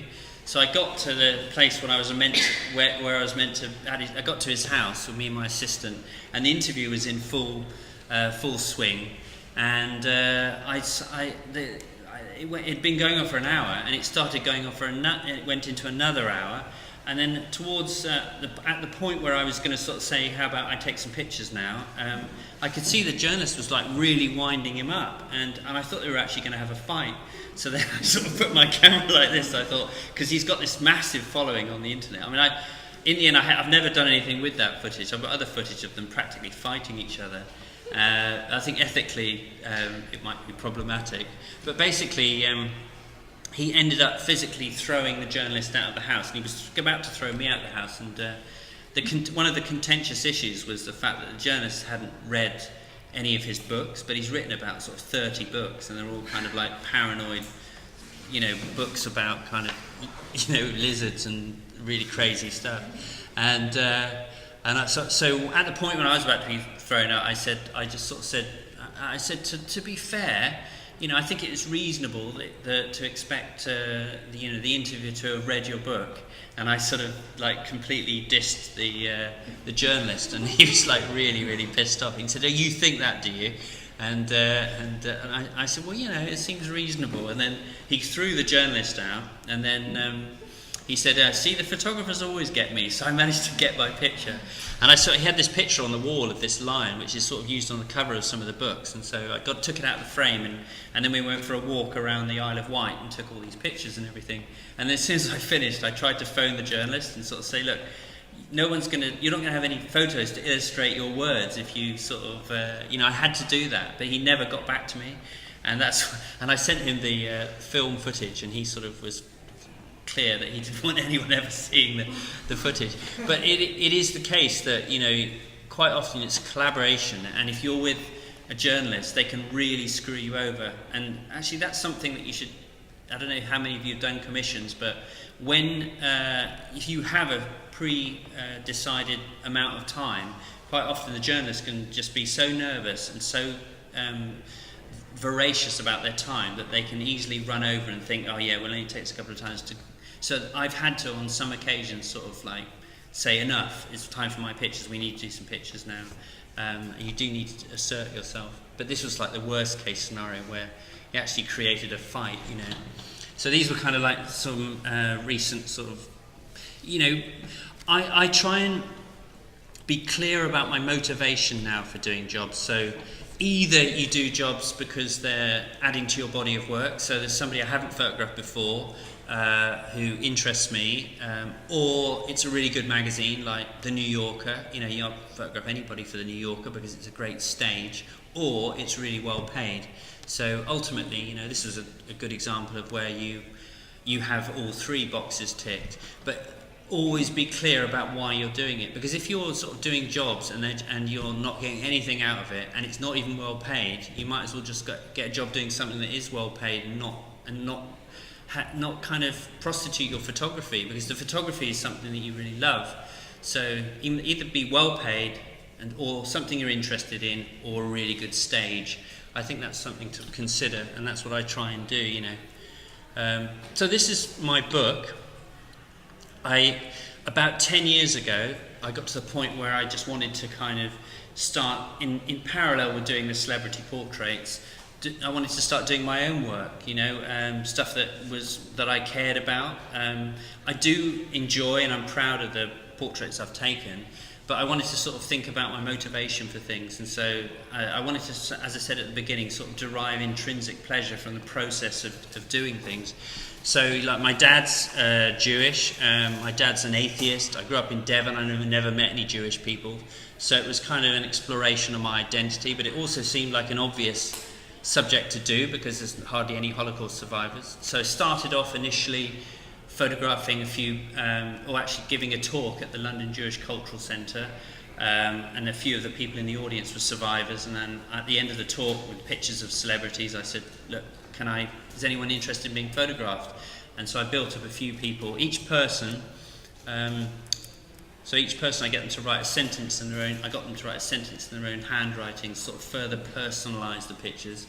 It would have been easy to sort of go to somewhere like an old people's home and set up a backdrop and just stamp people with the technique, like I said before. But what I tried to do is basically each picture, I shot nearly 200 people. I went to their homes, and actually each picture represents a unique experience and a unique kind of interaction. So it's kind of more authentic.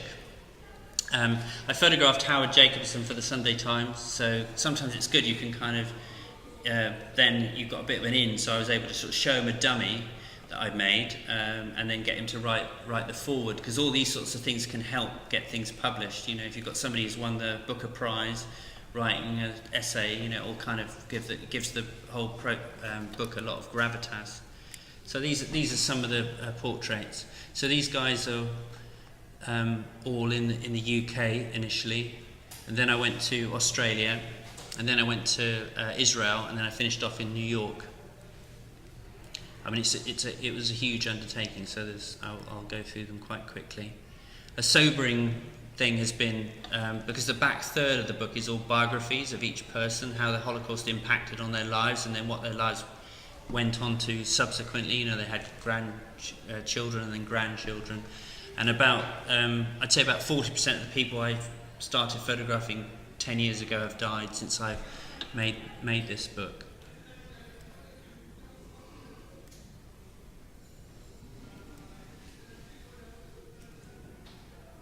So they're very simple.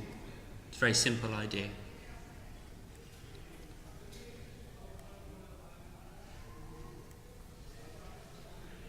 So she's written a physically and emotionally crippling experience. I mean, she was somebody that I photographed.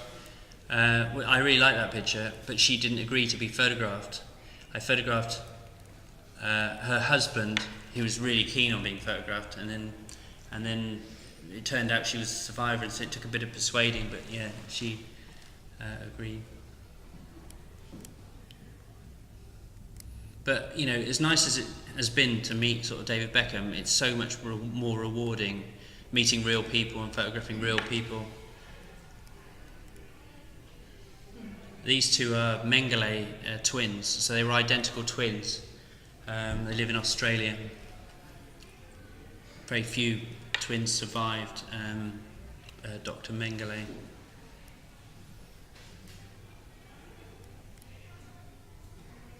Some people wrote poems.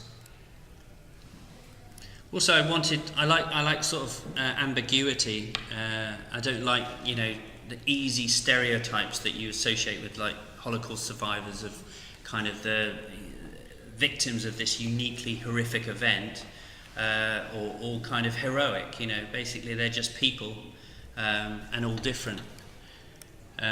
So, for instance, you know, and what they wrote, you know, wasn't kind of all tragic every time. This guy just wrote, "A clean desk is the sign of a sick mind." I just said they can write whatever they want, you know. And she's written a poem. I mean, some of the pictures are quite funny, really. I mean, this lady lived in Queens, you know, all her furniture was covered in plastic.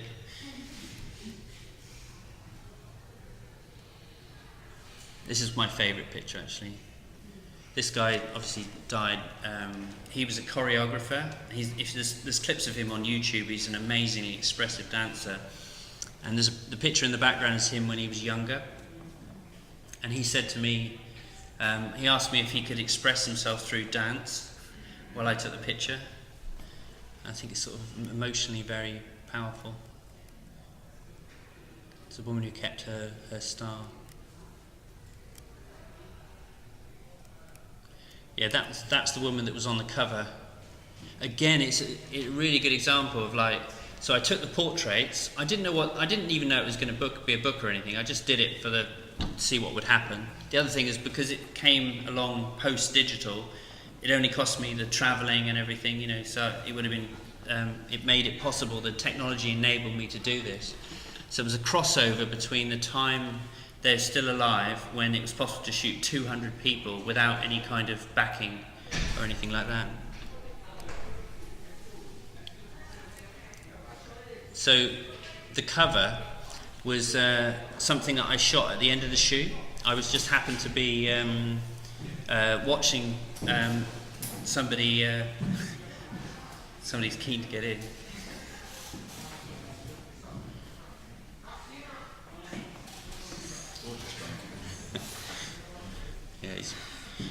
So the cover, I was just after shooting this woman here.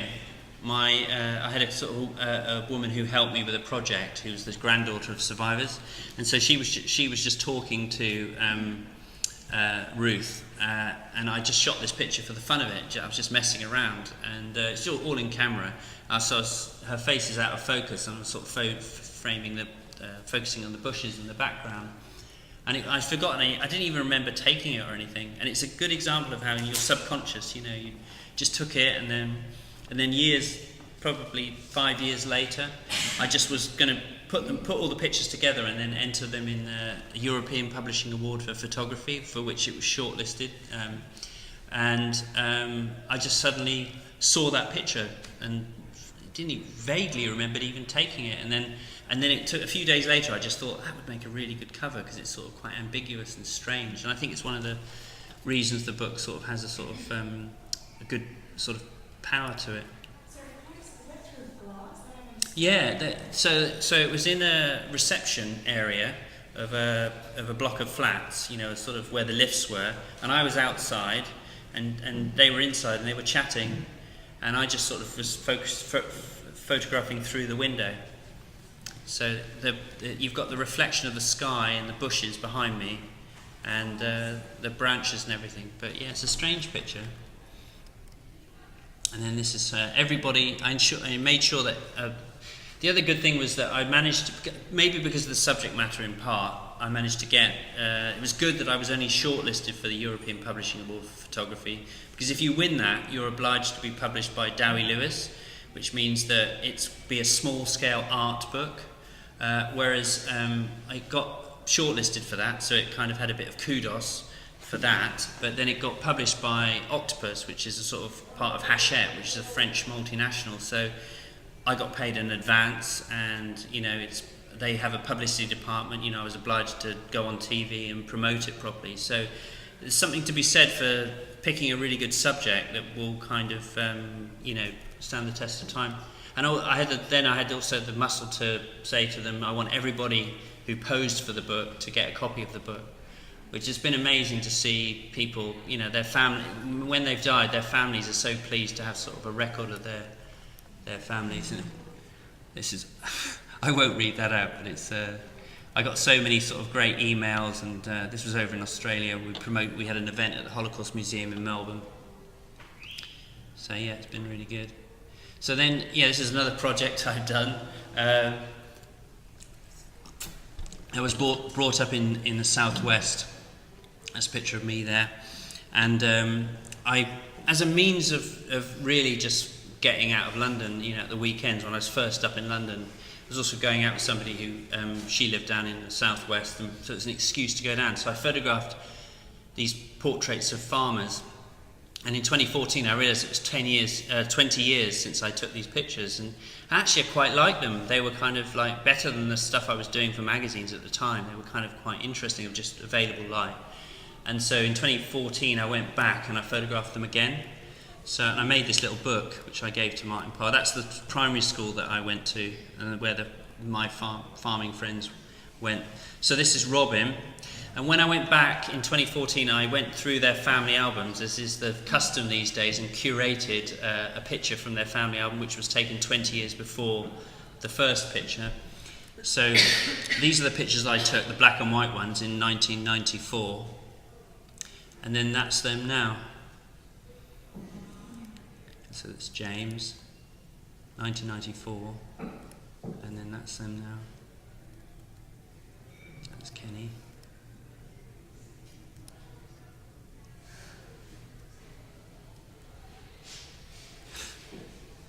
He was my best friend at primary school.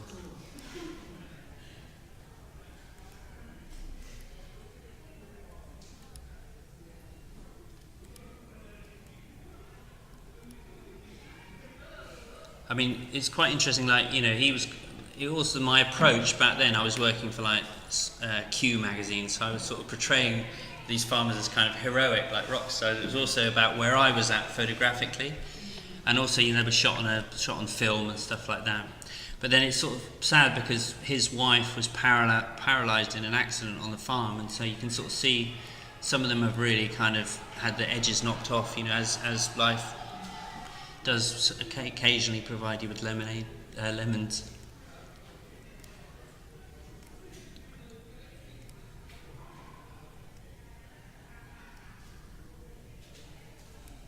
So this is really long-term photography. These two are brothers. So what I'm going to do is, hopefully they'll all be alive, but in another sort of, what are we now, sort of 17 years, I'm going to go and photograph them again. And that will be really something, you know, 10 lives. And that's something that's only recently been able to achieve with photography, because it's a relatively new thing. But it would be a nice sort of social document, and, you know, more valuable than, you know, in terms of its, you know, contribution to history than another picture of David Beckham or whatever.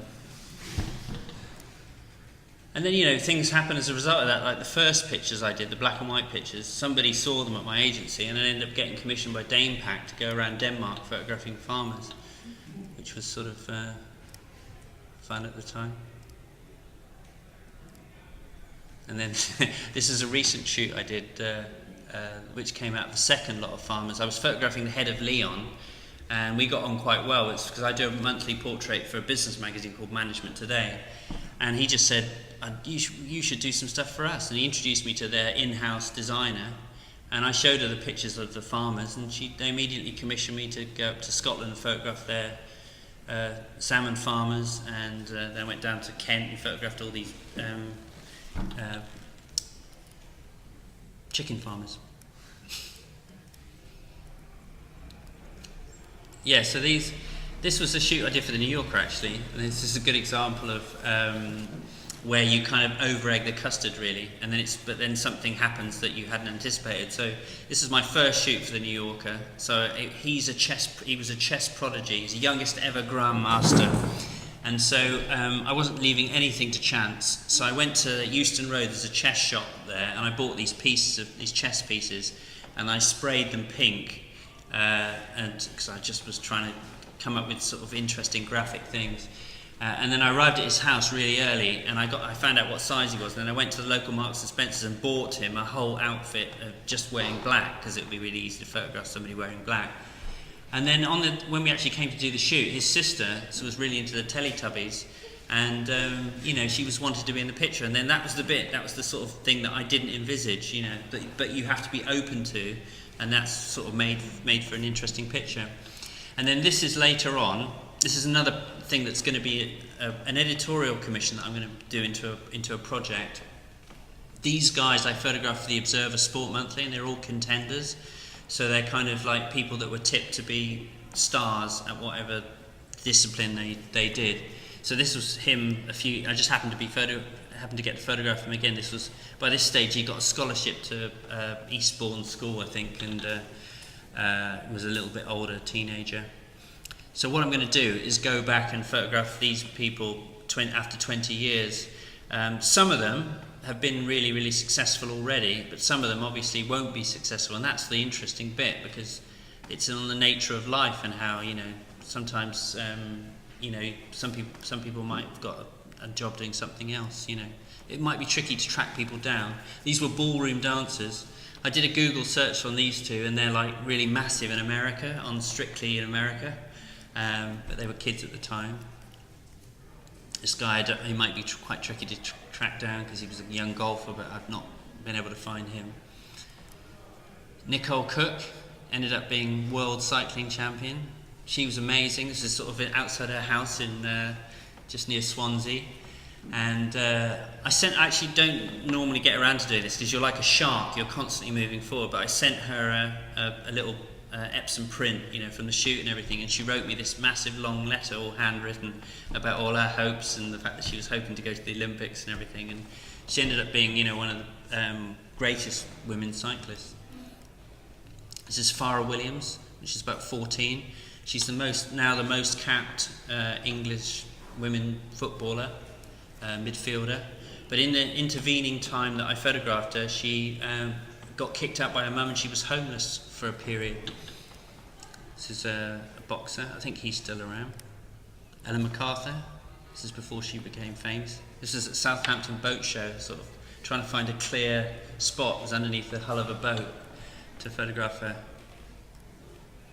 And so, yeah, another main project is my kids, because I've got like 4 kids. So I constantly... this picture got into the Schweppes.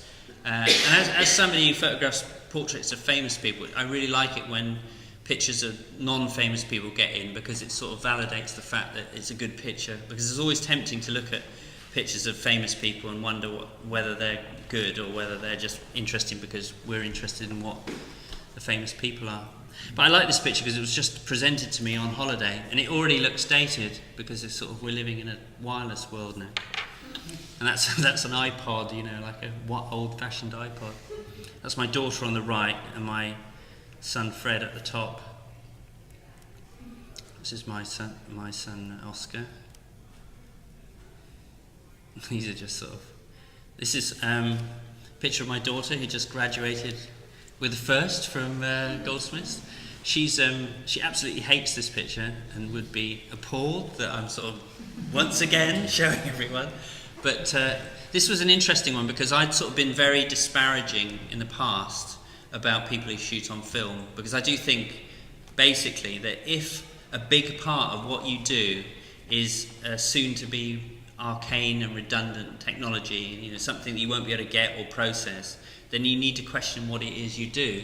But I thought, you know, when I went down to Falmouth and I gave this talk, and apparently some of the students were actually crying because they fetishised film to such an extent that it was part of their identity.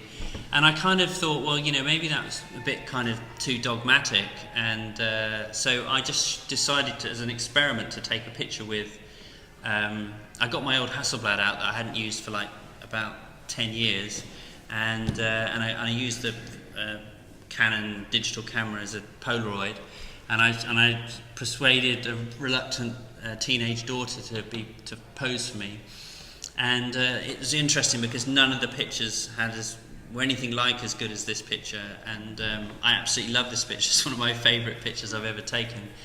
And what happened was I took the negative to my old printer, and I realised that, you know, when I used to work, you had this collaboration with all these other people, these crafts people, these talented individuals who would help you edit the pictures and help you then print them, and the whole process was a really collaborative one and really kind of enriching.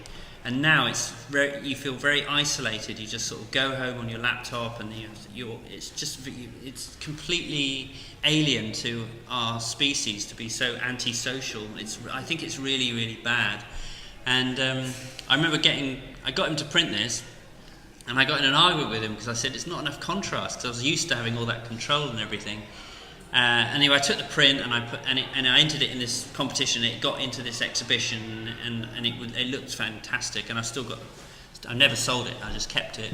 And then about a month later, my printer Jeremy, who I'd reconnected with, he died in his sleep, and he was only in his late 50s. He was one of the best printers in London. He was a brilliant printer, and then I suddenly got it that, you know, in the context of the gallery wall, you know, editions, you know, and not being on the internet, there is something really special about that collaborative process, that sort of family of people that help make the image, and then, you know, craft it, and then it becomes an object in a way that, you know, a digital printout from the print space isn't somehow.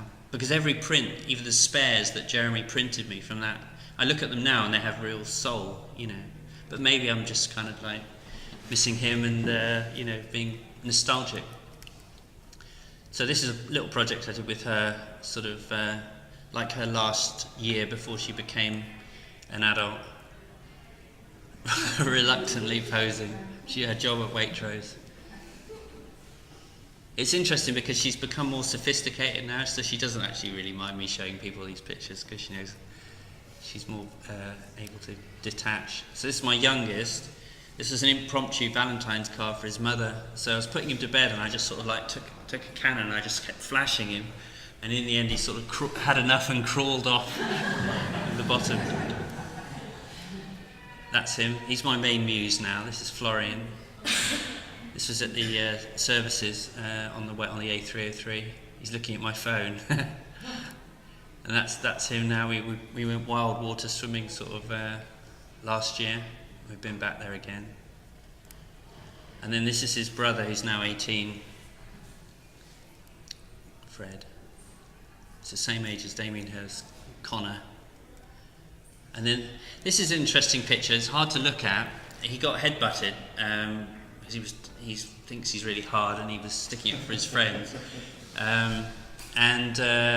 The police said, take a photograph for evidence and stuff, because the guy that did it was in the process of being done for attempted murder, and he was in his 20s, so it was like open and shut case. So I took this picture, and then I said to Fred, actually it's quite a striking picture in the way that Hitchcock uses sort of the green and the red, the kind of starkness of it. But it's taken on an iPhone 5, and I entered it in the Association of Photographers Open, and it got in, and it was like I managed to print it up to A3. But it's interesting how, I was asked about my favourite 5 cameras for a magazine and everything, and it's got to be an iPhone, because your best camera is the camera you've got with you. And my daughter, that's all she takes. She's got a digital SLR, but she doesn't use anything but her iPhone. And that was on an iPhone 5, and it got printed up to A3. If you're appalled by that, you've got more to come. This is another project I did that I sort of just conceived of. It popped into my head. Basically, these are all the kind of things that I find around the house that my awful psychotic cat sort of brings us. So I photographed all these things, which is pretty. I'll just go through them really quickly. That's quite interesting. And then I made this, which I thought is but what's amazing about this is that each individual picture is sort of not that high resolution, but when you join them together, that file is like 800 megabyte. And it looks, I printed it up this big, it's on my wall, it looks absolutely spectacular. But it was, it was sort of, it actually has a nice sort of colour palette and everything. And I picked one of him where he looks sort of like he's almost playing dead as well. But yeah, I think looking at my motivation, I was thinking about what I find perplexing is I was reading this book called Sapiens about the fact that our species, these intelligent apes, we sort of at some point about 10,000 years ago started to kind of utilise other species or invite them into our homes. And it's quite strange that we have invited cats into our homes when they're kind of clearly, when he came in our house, he was scratching my son across the face, and we just put up with it, and it's another species. It doesn't make any sense, really. This is another project. I photographed Bob Geldof, and basically told him about this project. And these are single-parent fathers. So as a father, I kind of am quite sometimes perplexed at the way that fatherhood is sort of regarded in society in the West as kind of like ridiculous, and feckless fathers, and Homer Simpson is sort of the archetypal kind of ridiculous dad. So these are guys that kind of quite often their relationship might have broken down, and then they've ended up being the main carer, or I've got a couple of people that are actually paid a surrogate because they wanted to be a father and they weren't in a relationship. And there are people, obviously widows and stuff. And so this was all shot on film. And the reason I shot this on film was I wanted to kind of also reference, when it's published as a book, the family album. Anyway, I showed these pictures to Bob Geldof when I was photographing him for that Guardian piece. And then I'd forgotten that I'd actually photographed Peaches, his daughter, who died. So I made a load of prints and sent them to him. And then he emailed me and said, it was really touching, said, thank you so much. People don't realise that's all I have. And he asked if he could help in my project, because he's sort of an advocate of fathers and stuff like that. And so I said, could you write me an essay on fatherhood, and he's written me this essay that's just incredibly moving. And it turned out he was brought up by a single dad in Ireland. So these are the pictures. There's lots more than this, but this guy's a gay guy, and he basically finished his relationship because his partner didn't want to have a baby, and sold his business and paid a surrogate to have a child. And I'm friends with him on Facebook. I mean, he's the most amazing dad as well. You know, he's just so doting.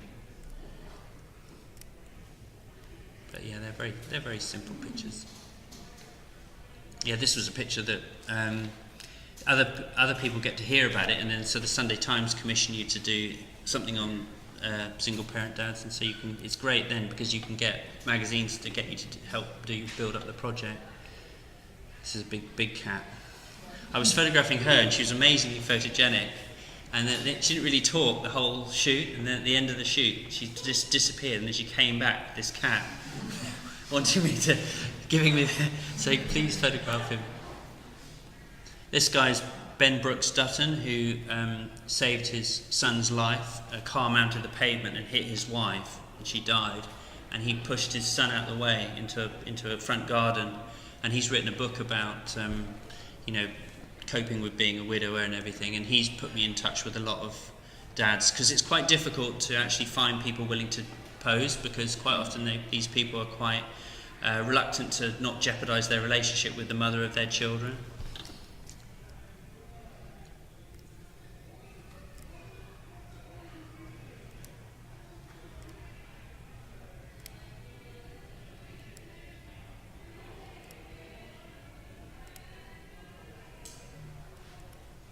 He's painting her nails.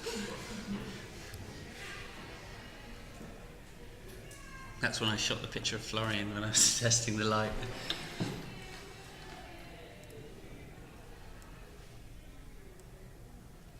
Oh yeah, that there's another little film that goes with that. Oh yeah. Yeah, no, I made a little stop frame animation. I won't bother trying to find it, but basically I photographed Frank Skinner, and the premise was that he was promoting this sort of radio show, comedy skit, where it's basically consists of a couple kind of arguing and being annoying and stuff like that. So the Sunday Times, in a very literal way, asked for lots of portraits of him kind of gesticulating. So I made a stop frame animation on a Wednesday, and then I was showing my son at the weekend on YouTube, and it had gone viral. And it's done about 11,000 hits, and because somebody had basically sort of said, because it was interesting from a photographic point of view, because it was an insight into how you try and bring out as many different shots in a photo session. And so it just made me think, and what I was talking about with the Radiohead, this was the second shoot I did with Radiohead, and because I photographed them before, I didn't really want to retread old ground, so I tried to do something different. So I basically photographed them photographing themselves. So I gave Tom York a cable release and just lit it very simply like that, and then got him to take all the pictures, so that all the pictures are like this. So I was just thinking, if a picture of if a thing with a stop frame animation with Frank Skinner goes viral, a band like Radiohead with who actually know the bassist and everything, so I can get him to put it on the Facebook. I can probably have a good job of breaking my website, if I can get. But it's something that I think it's worth being aware of, in terms of as depressing as the demise of printed media is. There is also something quite wonderful about, if you're able to produce something quite extraordinary, you can generate a hell of a lot of heat really, really quickly if it really genuinely is different and it stands out, using kind of these new kind of platforms, like Instagram. I mean, my partner's a photographer, and she's good on Instagram, and she's got 30,000 followers, and I'm sure that some of the jobs that she's getting lately, which were from clients in America, are probably people that have started following her on Instagram. So if you think of it as another platform, another portfolio, probably more important than your website. So this is that's the When Harry Met thing I do. I must have put some of the spreads in.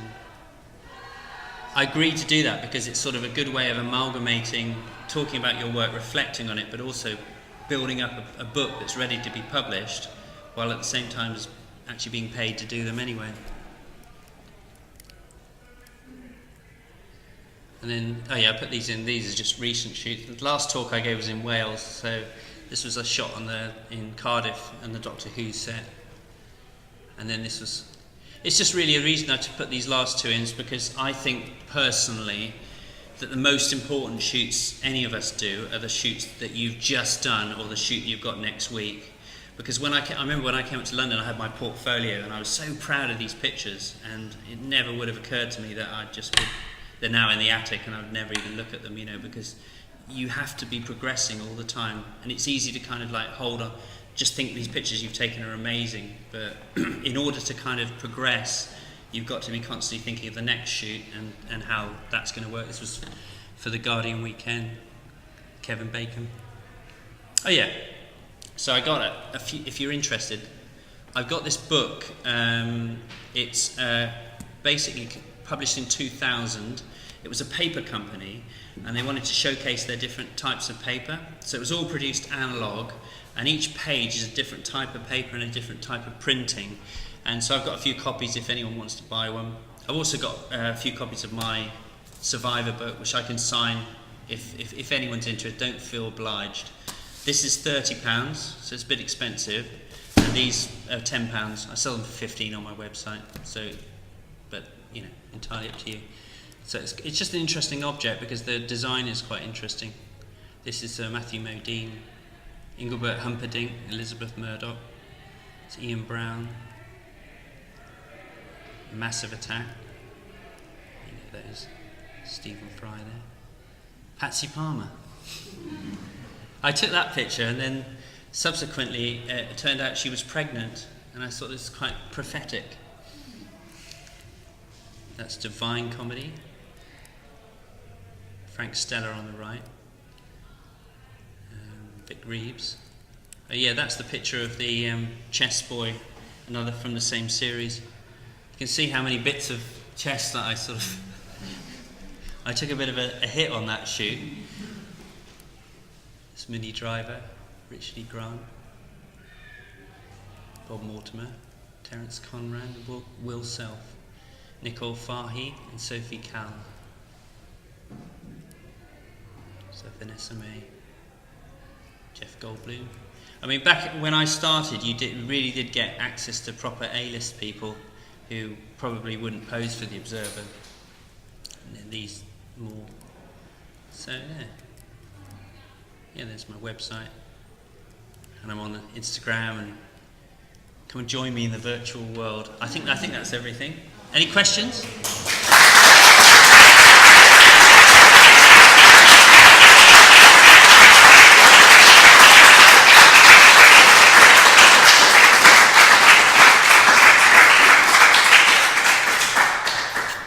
Good, fantastic. Any questions? That was a super talk. But what I find particularly interesting is how your style spans how long? I mean, how many decades? There must be. Yeah, probably came up to London about 1987, and then I got my first job in 1988.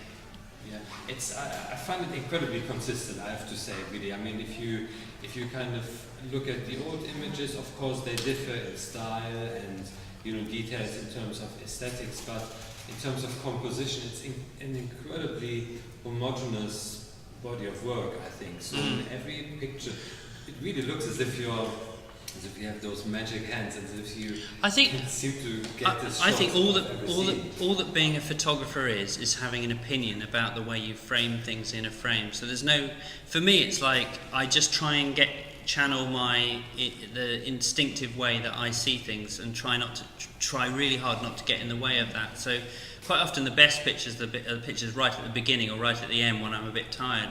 And then the editing, if you try and kind of fit, it's best to kind of just try and get that spontaneity and that instinctive kind of composition. It's just it's just having I think for me it's just about a consistency of seeing and being true to that, so you have your own kind of fingerprint, that is recognisably yours. Because the people that I like, the people that I aspired to sort of, that I really admired, like Richard Avedon, Irving Penn and Diane Arbus, You know, people like that, and their work is instantly recognisable, aren't they? I mean, you could just look at those pictures now, and you just instantly know. There's nothing like a Diane Arbus picture's intimacy and the intensity and the graphic kind of tension. Yeah, and so funny how often you end up with the best shots being taken in the first five minutes of the photo shoot. Yeah. When you were probably just trying things out. You might maybe not even trying taking things too seriously yourself. You were just setting things up or trying out the light. The model was completely relaxed, and then sometimes you just end up trying to recreate those shots during the remaining part of the shoot, and that's just not possible anymore. No. Because what you were describing, this kind of spontaneous reaction and this instinct for this moment that might just get overpowered maybe by the intellect later on when you really try to. I think that's probably.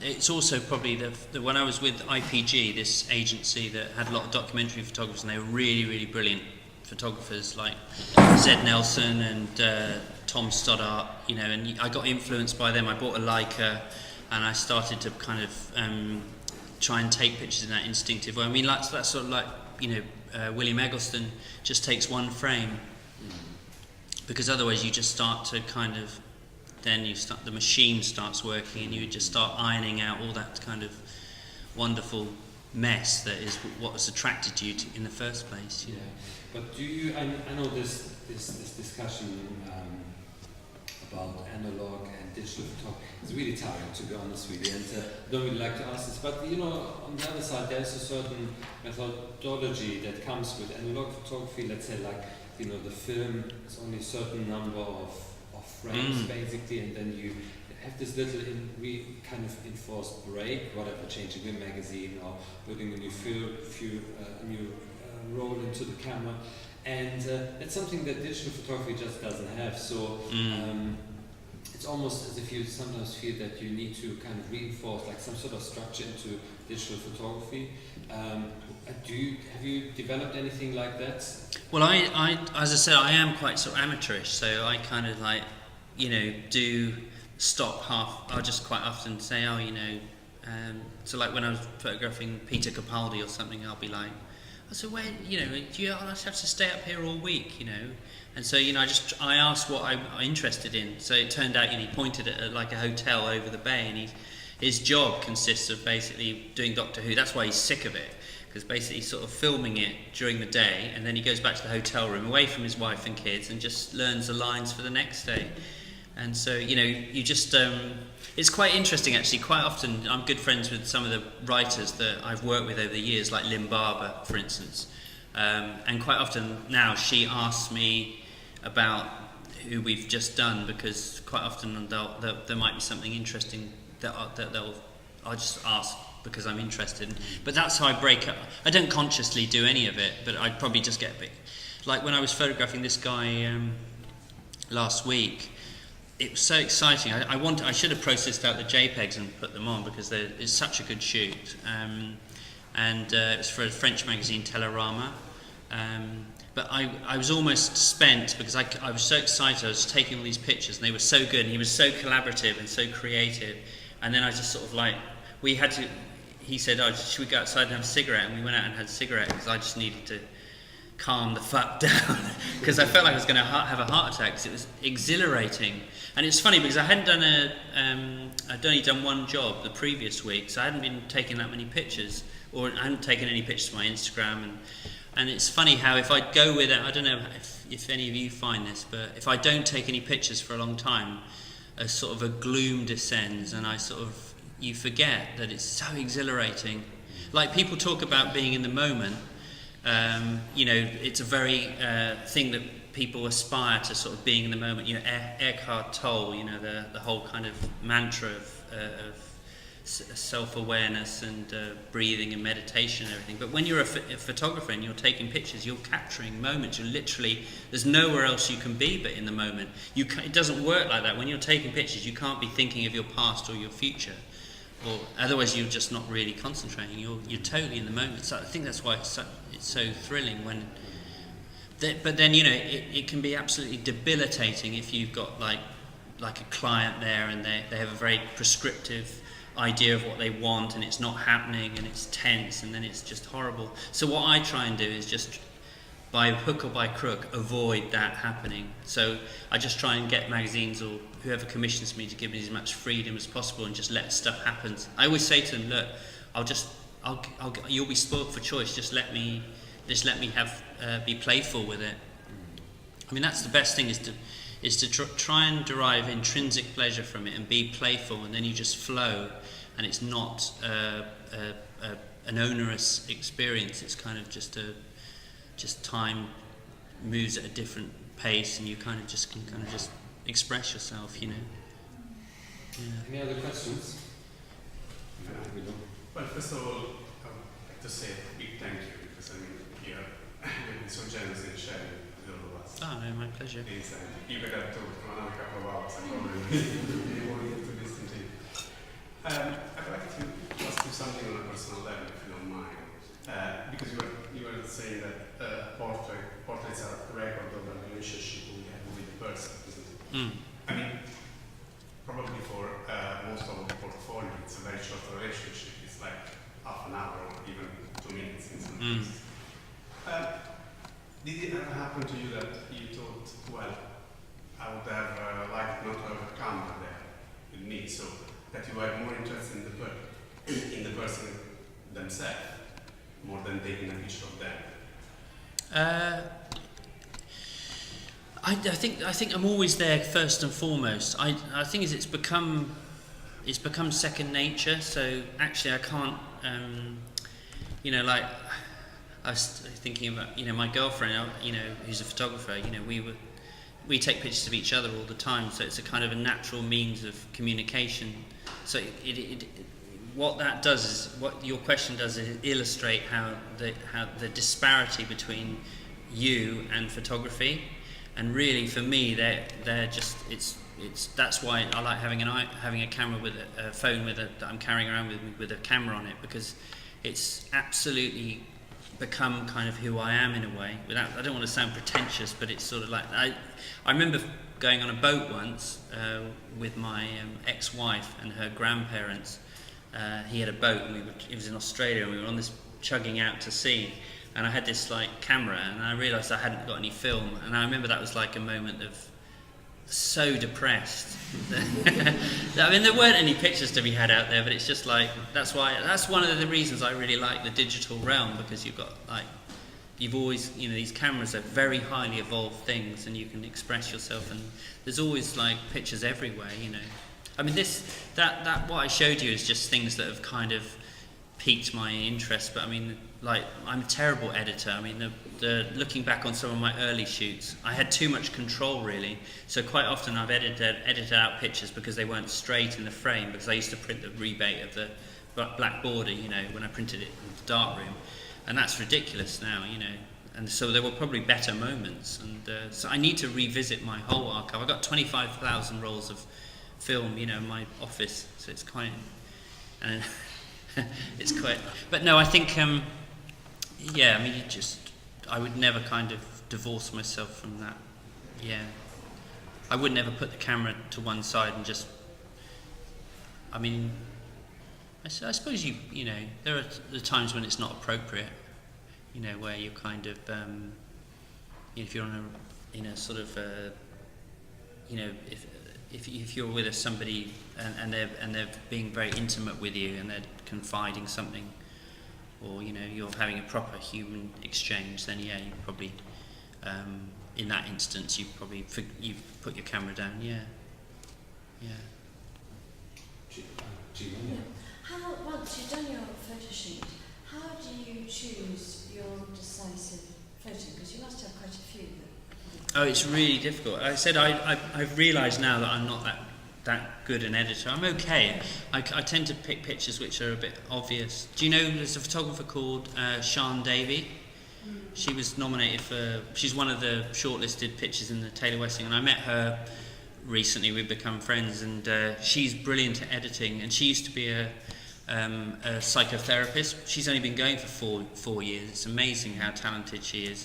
But she, I was showing her my single parent dads, which are ones you've seen tonight, and she was picking other pictures because the dynamic of the family relationship, she pointed out, was better, even though the pictures, I thought my pictures I picked out were kind of stronger, but really they were kind of like, she could see what I was doing as a photographer, whereas the others had more truth. And so, in answer to your question, there isn't a kind of, there's never a one, I mean, if you're a good photographer, there should be lots of really interesting pictures. But I do think that, you know, the picture of Polly, that is a definitive moment, because I did take, it's so laden with emotion and what it is to be a teenager and awkwardness and stuff like that. But mostly, you know, I hope to get a few different images that are kind of good for different reasons. You had a question too? Yes.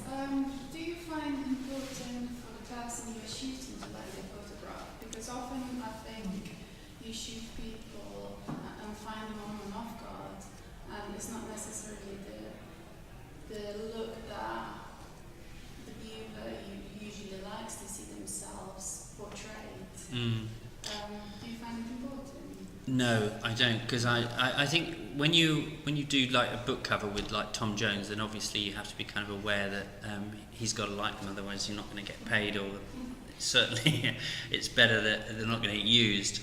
But my preferred situation is when you're being commissioned by a magazine to shoot a third party who you don't have to please, and then quite often they are really pleased, you know, they're like, I always I was in a lift and I saw Zoe Ball, you know, who's a DJ on Radio 1 or whatever, and I didn't even expect her to remember me. I was photographing somebody and it was in Soho, and she remarked on how much she loved the picture I took of her like 20 years ago, and she remembered me and everything. It probably helped because I had a camera with me.